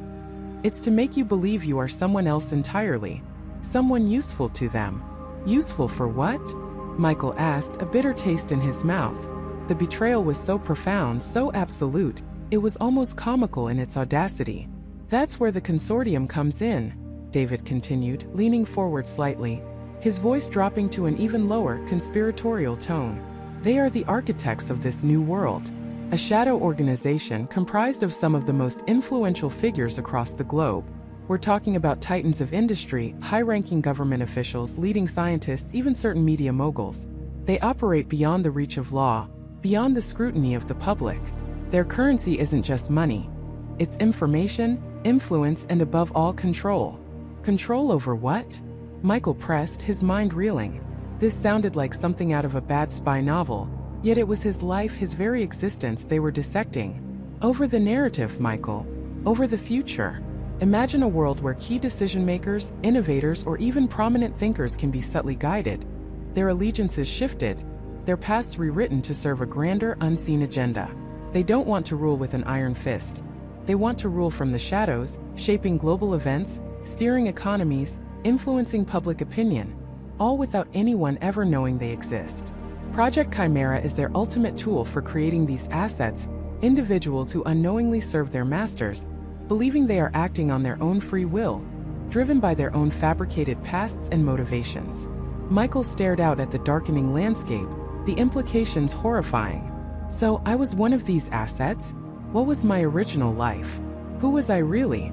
David hesitated, a flicker of pain crossing his face. "That's complicated, and it's part of why you're so dangerous to them now. Your original identity, your skills, your knowledge, they were deemed too valuable, or perhaps too disruptive to simply eliminate. So they tried to repurpose you, to turn you into a weapon or a tool for their own ends. They wiped your memory, gave you a new life, a new purpose. But something went wrong. The glitches," Michael breathed, remembering the flashes, the inconsistencies, the sudden jarring feeling of wrongness. "Exactly. The human mind, Michael, is infinitely complex. Even with their advanced techniques, they couldn't perfectly overwrite everything. There were remnants, echoes of your true self, pushing through the fabricated reality. And then the incident with Jessica. The shock of that betrayal, the emotional trauma, it was like a short circuit. It destabilized the entire construct. It allowed those buried memories to begin resurfacing, albeit distorted and fragmented at first. Jessica. She was part of this?" Michael's voice was barely a whisper. The woman he had loved, the woman who had helped him through so much, was a pawn. "A willing one, I'm afraid," David confirmed, his voice grave. "She was an operative. Her role was to monitor you, to reinforce the new reality, and to report any anomalies. Her betrayal was orchestrated, designed to push you further into the fabricated life, to make you dependent on the new Emily, the new family. But it backfired spectacularly. It broke the spell." Michael closed his eyes, a wave of nausea washing over him. Everything he thought he knew, everything he thought he felt was a lie. Emily, his son, his entire life with them, a meticulously crafted cage. And Jessica, the one who offered comfort, was the jailer. "So what's your role in all this, David?" Michael asked, opening his eyes, a new resolve hardening his gaze. "Why are you helping me?" David sighed, running a hand over his tired face. "I was one of them, Michael. a lead scientist on Project Chimera. I designed some of the very algorithms that rewrote your mind. I believed at first that we were doing good, that we were creating a more stable, more harmonious world by subtly guiding humanity away from conflict and towards progress. I was naive. I saw the power, the potential, but I didn't see the corruption, the insidious control, the sheer arrogance of a handful of individuals playing God with billions of lives. I saw what it did to people, Michael. Not just the assets, but the ones who designed it. It twisted them, consumed them. I saw the fear in their eyes when they realized they could be next, that their own memories weren't safe. And then, I saw you. The way your mind fought back, the sheer resilience of your true self struggling against the programming. It was a miracle. A glitch in their perfect system. Gave me hope. It made me realize that what we were doing was profoundly wrong, and that it had to be stopped. You risked everything to help me, Michael stated, a newfound respect for the man beside him. I tried to warn you indirectly through those encrypted messages before your incident, David admitted, but it was too late. They moved faster than I anticipated. After you woke up with your new life, I went deep underground, gathering what I could, trying to find a way to expose them without getting myself disappeared. You, Michael, are that way. You are proof. Living, breathing proof of their crimes. But they're powerful, Michael said, the enormity of the task settling in. How do we fight an organization that controls everything? They're powerful, yes, David conceded, but they're not invincible. Their power lies in their secrecy, in their ability to operate unnoticed. If we expose them, truly expose them, they crumble. Project Chimera is their most sensitive operation, their most closely guarded secret. It's the linchpin. If we can reveal the truth about Chimera, about how they manipulate minds and rewrite identities, the public outrage, the political fallout, it would be catastrophic for them. They would lose their greatest weapon, and their carefully constructed empire of influence would collapse. So we expose Project Chimera, Michael repeated, the words feeling heavy yet electrifying. But how? We have no proof. Just your word, and my fragmented memories. Not entirely true, David said, a glint in his eye. I've been working, for years, building a network, gathering intel, observing their operations from the shadows. I have access to some of their encrypted servers, to their internal communications. It's not enough to blow the lid off entirely, not yet. But it's pieces. And I know where the rest of the puzzle is hidden. The central data core for Project Chimera. It contains every detail of every subject, every rewritten memory, every original identity. It's their greatest strength, but it's also their greatest vulnerability. Where is it? Michael asked, leaning closer, his heart pounding with a mix of fear and exhilaration.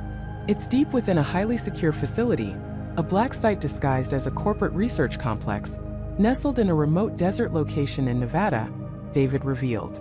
They call it the Oasis. It's impenetrable from the outside, but I know a way in. An old access route, a back door I helped design years ago, before I fully understood the monster we were building. You mean we break in? Michael's eyebrows shot up. This was escalating far beyond anything he could have imagined. It's the only way, Michael. To retrieve the data core. To download everything. To get irrefutable proof. But it's incredibly dangerous. The facility is crawling with their most loyal operatives. Their most advanced security systems. If we're caught, it's not just prison. It's a permanent memory wipe or worse. And what about my original memories? Michael asked, a desperate hope in his voice. If we get this data core, can I get them back?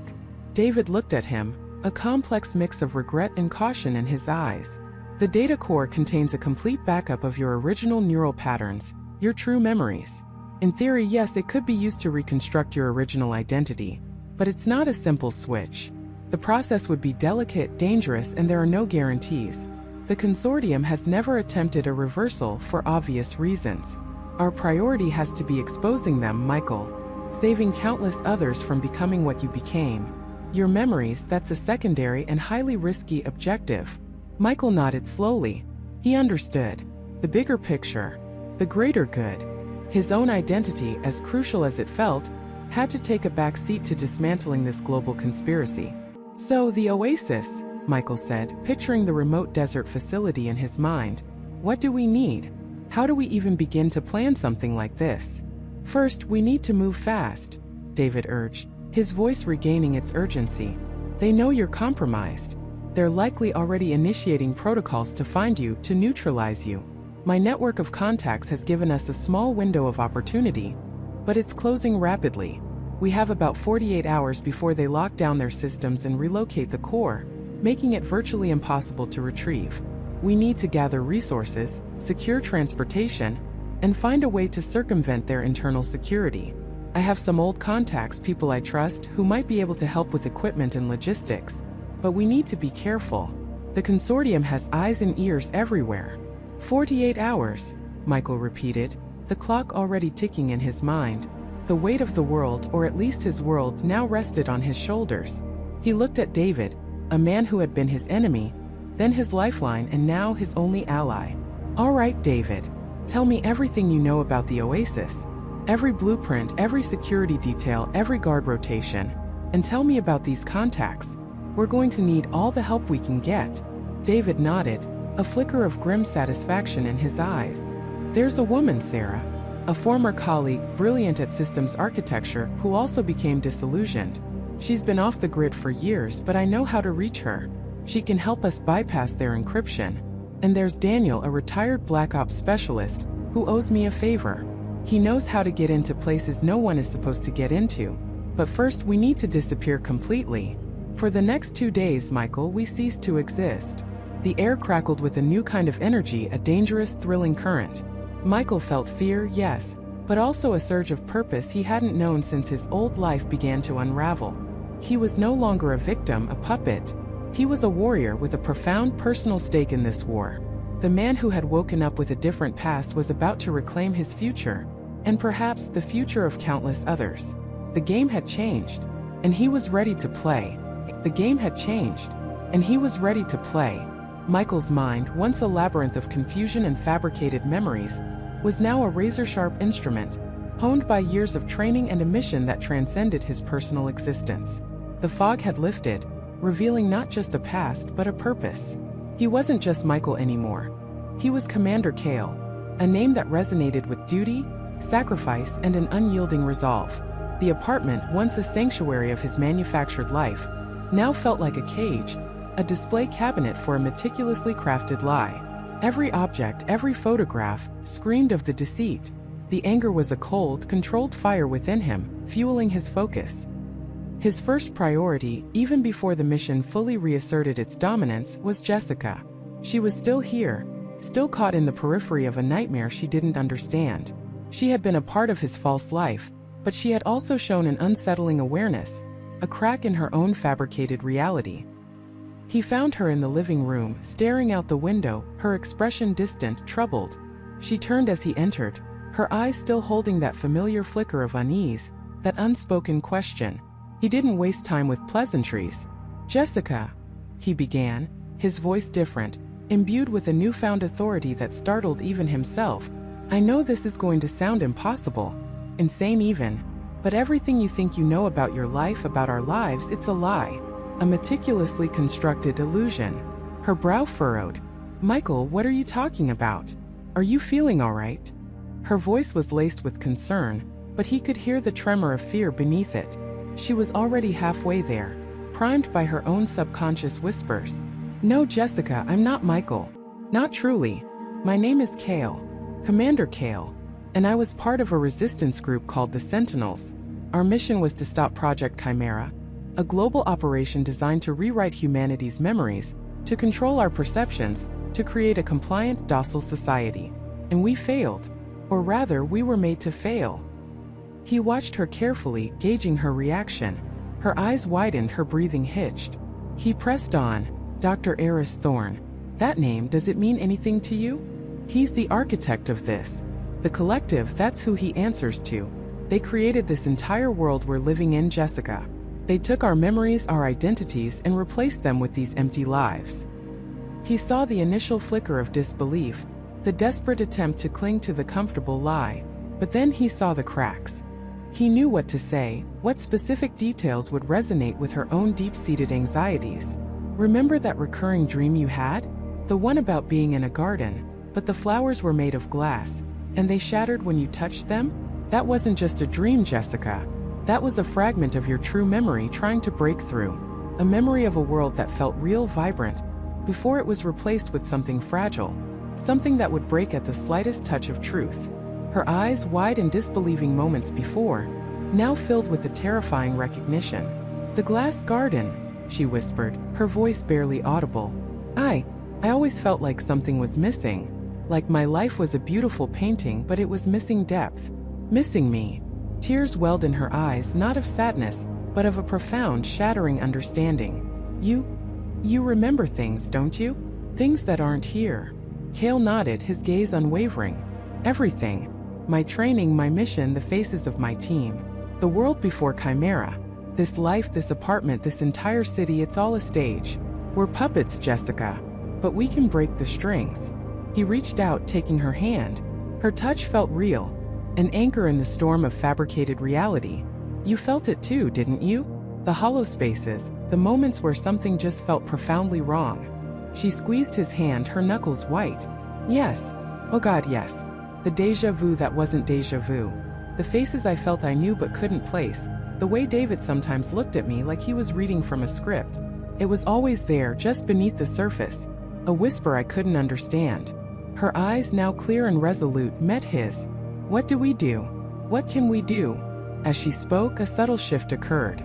The lights in the apartment flickered, a mere microsecond, but Cale's reawakened senses registered it. A faint hum, barely perceptible, emanated from their phones, from the smart speaker in the corner, from the very walls. The collective. They had detected the anomaly. His deviation from the programmed reality had been flagged. They were no longer just observers, they were targets. "They know," Cale stated, his voice low and urgent. "They've detected our reawakening. The net is tightening. We don't have much time." He moved to the window, peering through the blinds. The street below seemed normal, but Cale's enhanced perception now saw the patterns, the subtle surveillance points, the cars that seemed to linger a moment too long. "Our primary objective before I was taken was to locate and neutralize the central hub of Project Chimera. We called it the archive.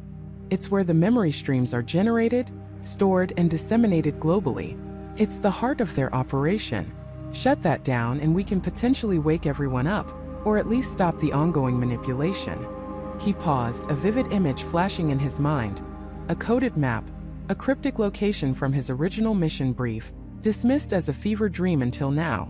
It's hidden in plain sight, disguised as a public facility, a data center perhaps, or a municipal archive. But beneath the surface, it's where they control everything. He turned back to Jessica, his gaze intense. "I remember the general location, and some of the original infiltration protocols. Weak points, access routes. But it's going to be heavily guarded.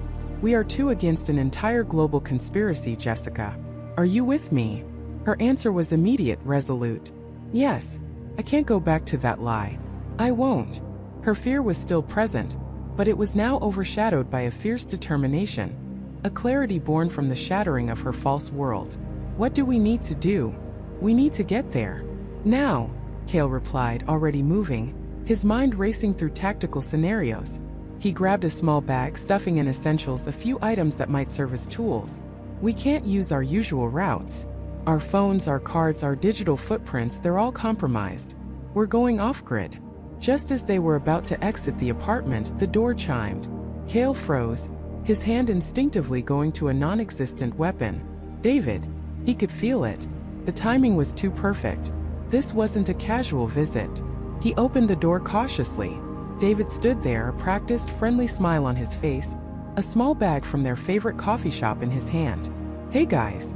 Thought you could use a pick-me-up. Michael, you looked a little out of it this morning. Thought you could use some fresh air." His eyes, however, held a peculiar flatness, a subtle lack of genuine warmth that Cale, now fully aware, immediately recognized as a sign of active manipulation. David was a pawn, perhaps a sleeper agent activated by the collective to observe or obstruct. "David," Cale said, his voice carefully neutral, "that's very thoughtful. But we were just heading out." David's smile didn't waver, but his posture shifted, subtly blocking the doorway. "Oh? Where to? Everything all right? You both seem a little on edge. Maybe we should just stay and watch a movie? I brought those artisanal donuts you like, Michael." He tried to meet Cale's eyes, a strange insistence in his gaze, a subtle pressure to conform. Cale knew this wasn't David. This was the collective speaking through him, trying to gently guide them back into the fabricated reality, to resubmerge them. He couldn't risk harming David, who was as much a victim as they were. He needed a diversion, a quick exit. Actually, David, Jessica interjected, stepping forward, her voice surprisingly steady, we're going out for a walk. Some fresh air. We really appreciate the coffee, but we need to clear our heads. She took the bag from David's hand, her movement swift and decisive, pulling him slightly off balance. In that split second, Cale acted. He gently but firmly pushed past David, who stumbled slightly, caught off guard. Thanks, David. Catch you later. Cale called over his shoulder, pulling Jessica with him down the hallway. He could feel David's eyes on their backs, a silent, unsettling gaze. He knew the collective would be receiving real-time updates. They took the stairs, not the elevator, moving quickly, silently. Cale's senses were on high alert. Every shadow a potential threat, every sound a possible signal. As they exited the building, the city unfolded before them, a vast, intricate web of deception. The people on the street, going about their mundane lives, were unaware of the invisible war being waged around them for them. Cale felt a surge of protectiveness, a renewed sense of purpose. This wasn't just about him anymore. It was about freeing all of them. They walked quickly, blending into the crowd, Cale's eyes constantly scanning, assessing. He knew they were being tracked, but the collective wouldn't make a move in broad daylight, not yet. They liked to operate in the shadows to maintain the illusion. But the illusion was cracking, and Cale, the man who had woken up with a different past, was now a warrior leading the charge, and he intended to shatter it completely. The archive beckoned, a dangerous beacon in a sea of lies. The chase was on, and the stakes were higher than the very fabric of reality itself. The world outside blurred into a frantic mosaic as Michael, Jessica, and David sped towards the coordinates David had provided. The vehicle, an unassuming sedan David had hotwired with surprising ease, felt like a capsule hurtling through a storm towards an unknown shore. Michael gripped the dashboard, his knuckles white, the truth burning in his mind like a supernova. He wasn't just fighting for his own past, but for the fundamental right to a true future for everyone. Jessica, her face a mask of grim determination, navigated, her scientific mind already processing potential architectural layouts and energy signatures of the elusive archive. David, surprisingly calm, kept glancing at his watch, a subtle tension in his posture betraying the gravity of their mission. It's not just a building, David finally said, his voice low, cutting through the hum of the engine. It's a nexus, a focal point for the entire network. They've been refining it for decades, cloaking it, making it invisible to anyone not specifically looking for its signature. How do we get in? Jessica asked, her eyes scanning the urban landscape blurring past them. My access codes are still valid for now, David replied, a hint of dark amusement in his tone. But they'll be expecting me. Or rather, they'll be expecting someone to try and exploit my former access. It's a trap, but it's also our only way in. He pulled out a small, sleek device, no bigger than a credit card, and began tapping on its surface. Think of it as a digital skeleton key, but one that screams intruder the moment it touches the lock.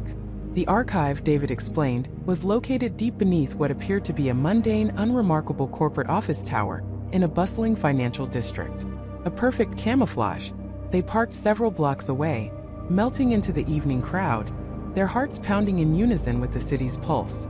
The air was thick with anticipation, the weight of countless manipulated lives pressing down on Michael.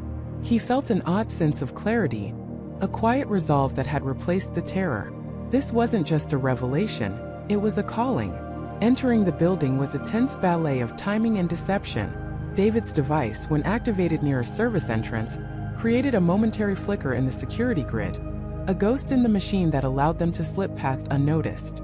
The service tunnel was cold, sterile, and smelled faintly of ozone. They moved quickly, their footsteps echoing faintly in the silence, a stark contrast to the cacophony of the city above. David led them through a labyrinth of identical corridors, his memory of the layout astonishingly precise. They designed this place to disorient, David whispered, pointing to subtle variations in the wall panels. Even authorized personnel get lost without a map. But I helped design the original blueprints. Every wrong turn, every dead end, every hidden camera. I know them all. They descended several levels, the air growing colder, heavier. Finally, they reached a reinforced door, unmarked and seamless. David placed his hand on a hidden scanner, and after a tense few seconds, a soft click echoed, and the door hissed open, revealing a vast, cavernous space bathed in an ethereal blue light. The archive itself was breathtaking and terrifying. It wasn't a library of dusty files, but a sprawling multi-tiered data center, stretching further than Michael could see. Thousands upon thousands of glowing servers hummed in unison, arranged in towering racks that reached towards a distant, unseen ceiling. Cables thick as pythons snaked across the floor and up the walls, pulsating with raw energy. In the center of the vast chamber, a massive crystalline structure pulsed with an incandescent light, like a beating heart. Swirls of light, like miniature galaxies, danced within its depths. "That's it," Jessica breathed, her voice filled with awe and dread. "The central processing core. It's magnificent." "Magnificent and monstrous," Michael countered, his gaze fixed on the glowing core. "That's where they store the original memories, where they rewrite them, where they manipulate the very fabric of our lives." As they moved deeper into the archive, the sheer scale of the operation became terrifyingly apparent. They passed observation decks overlooking areas where individuals sat in specialized chairs, their heads connected to intricate neural interfaces. Their eyes were closed, their faces serene, oblivious. "These are the live feeds," David explained, his voice hollow. "People whose memories are actively being processed, updated, or rewritten. They're experiencing their new pasts in real time." Michael's stomach churned. He saw faces that looked vaguely familiar, faces he might have passed on the street, now unknowingly undergoing a profound, irreversible transformation. He remembered the blinding light, the disorientation, the nagging sense of wrongness. These people were living his nightmare right now. He felt a surge of cold fury. This wasn't just an experiment. It was an atrocity on a global scale. He moved towards the central core, Jessica and David close behind. The air grew thick with a strange, almost metallic scent, and the hum of the machines intensified, vibrating through the floor. Suddenly, a voice, calm and measured, echoed through the vast space. "I knew you'd come, Michael. Or should I say, Dr. Thorne." Michael froze. A figure emerged from the shadows near the central core, silhouetted against its pulsing light. It was Dr. Eris Thorne, his usual impeccable suit now slightly rumpled, a faint smile playing on his lips. But something was different. The smile was colder, more predatory. And his eyes, they held a chilling familiarity. "You've caused quite a disruption, Michael," Thorne continued, his voice resonating with an unnerving authority. "But I suppose it was inevitable. Your original programming always had a flaw, an insatiable desire for truth, no matter the cost." "My original programming?" Michael scoffed, trying to mask the tremor in his voice. "What are you talking about, Thorne? You're the one who's been manipulating everything, twisting reality for your own twisted ends." Thorne chuckled, a dry, humorless sound. "Twisted ends?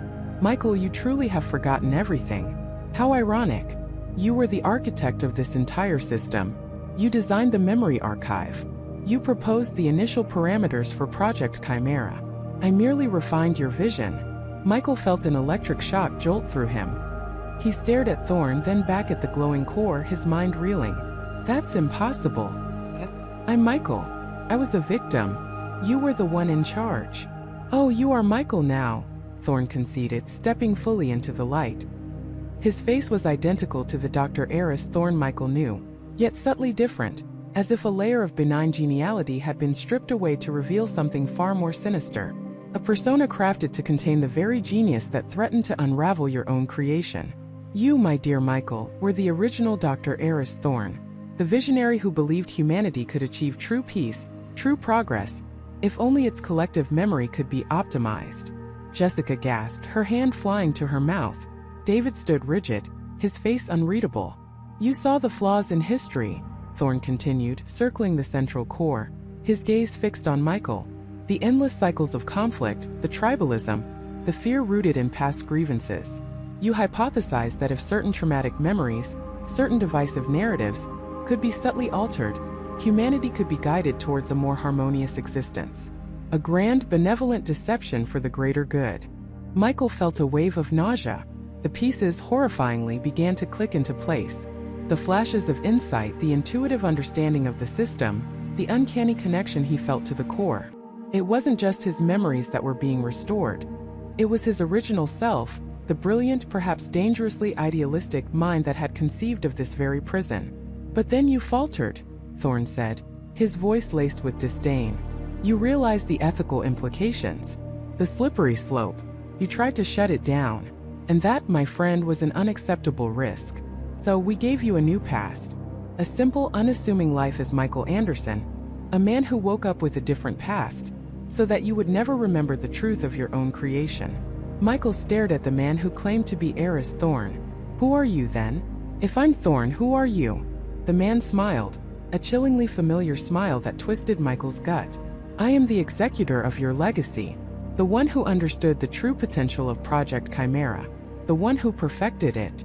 You see, the original Dr. Eris Thorne was a genius, but he lacked the conviction to see it through. I am merely the continuation of your work, unburdened by your sentimentality. He gestured to the vastness of the archive. This isn't just about correcting history, Michael. It's about shaping the future. We can prevent wars before they start, eliminate prejudice by subtly altering its historical roots, guide scientific discovery, even influence global economies towards optimal outcomes, all by carefully curating the collective human experience. You're playing God, Jessica cried, her voice trembling with outrage. And who better to play God than the one who understood the blueprint of creation? Thorne retorted, his gaze unwavering. The original Dr. Eris Thorne designed a system that could achieve true global harmony. I am simply ensuring his vision is realized, without the inconvenient moral qualms that held him back. Thorne then turned his attention to David. And you, David, a loyal operative, until your conscience finally caught up to you. A shame. You were so useful. David stepped forward, his face grim. It's not harmony, Thorne. It's subjugation. It's a lie. People deserve their own truth, their own mistakes, their own free will. Free will is an illusion, a chaotic variable, Thorne scoffed. We offer order, stability, a predictable, peaceful existence. Is that not worth the price of a few fabricated memories? He then looked back at Michael, his eyes gleaming with a strange intensity. But you, Michael, you are the key. Your original mind, your understanding of the core algorithms, your innate connection to this system. It's unparalleled. Even with your memories suppressed, you've managed to almost unravel everything. Imagine what we could achieve together. Rejoins US, Michael. Reclaim your true identity, your true purpose. We can perfect this world together. Michael felt a profound, sickening realization. He wasn't just a victim. He was the source, the architect of his own cage, the creator of the very manipulation he sought to destroy. His past was not just different. It was the origin of the entire catastrophe. No, Michael said, his voice low, firm, resonating with a newfound power. The truth, however horrifying, had set him free from the insidious doubts. This isn't creation. It's destruction. You're destroying what it means to be human. Thorne's smile vanished, replaced by a cold, hard glare. A pity. I truly hoped you would see reason. But I suppose some flaws are inherent, even in genius. He reached into his pocket and pulled out a small metallic device, pressing a button. Immediately, the blue light of the archive flickered, and a low guttural hum reverberated through the vast space. The crystalline core in the center began to pulse faster, its internal light intensifying to an unbearable brilliance. You leave me no choice, Michael, Thorne declared, his voice rising above the escalating hum. You've triggered a failsafe, a complete system override. In precisely 90 seconds, the archive will initiate a global memory reset. Not just a rewrite for a few individuals, but a complete wipe and re-upload for every single person connected to the network. Billions of lives, billions of memories, reset to a clean, predetermined slate. And you, Michael Anderson, will be at the heart of it, your original consciousness finally absorbed back into the system, becoming a permanent part of the archive's processing power. The hum grew into a deafening roar, shaking the very foundations of the archive. Alarms blared, red lights flashed across the towering server racks. Michael could feel the raw power surging around him, threatening to tear his mind apart. The fate of humanity, the very definition of truth and memory, hung in the balance, a ticking clock counting down to oblivion. This was it, the final impossible choice. The raw power surged around him, threatening to tear his mind apart. The fate of humanity, the very definition of truth and memory, hung in the balance, a ticking clock counting down to oblivion. This was it, the final impossible choice. Michael felt the Nexus pulse, a living, breathing entity of pure information, of every thought ever thought, every moment ever lived.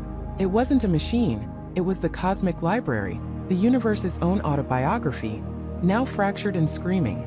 He saw the two distinct realities vying for dominance within its core.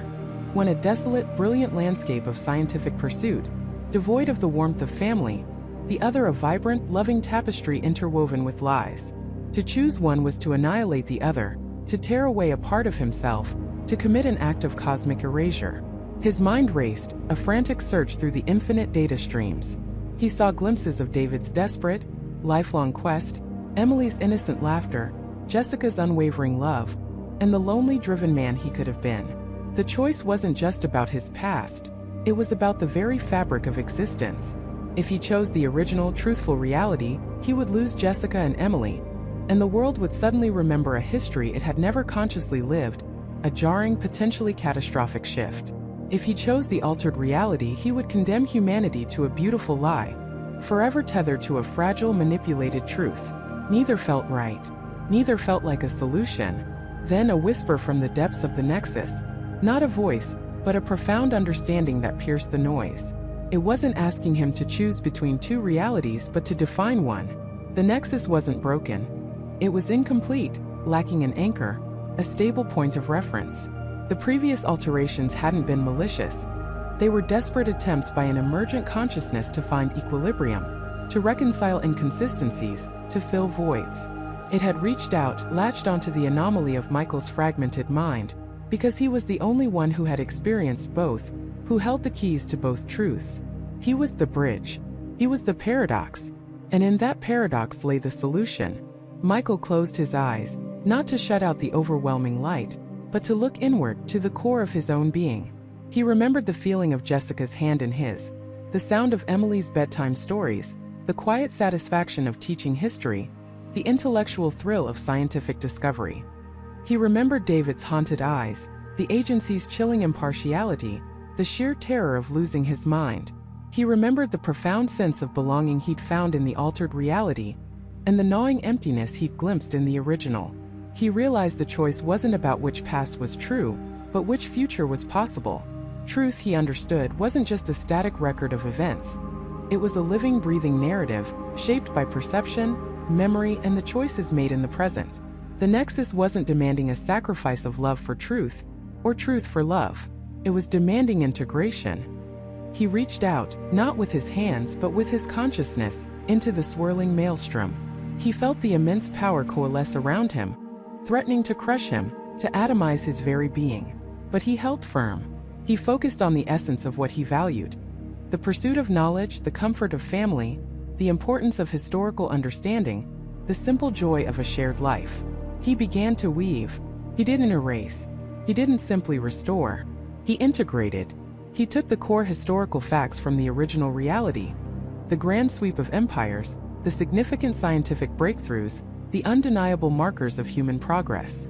But he filtered them through the lens of the altered reality's warmth, its interconnectedness. He infused the dry facts with the emotional resonance of human experience. He didn't just remember events. He remembered why they mattered, how they shaped lives. He kept the existence of Jessica and Emily, but he solidified their place in a world where his memories of them were no longer a glitch, but an organic part of the tapestry. He willed Jessica to be the brilliant, compassionate woman he knew, a lawyer fighting for justice.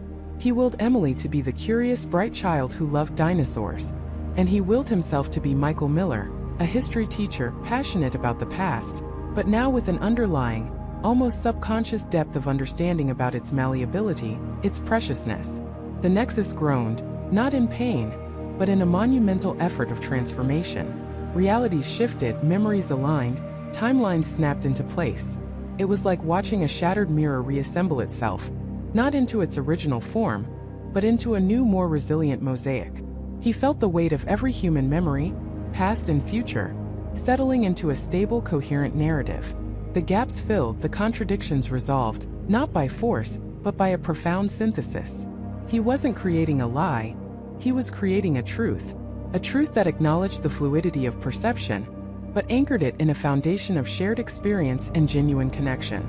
He was making a choice not just for himself but for all of humanity. A choice for a reality that was both truthful and humane.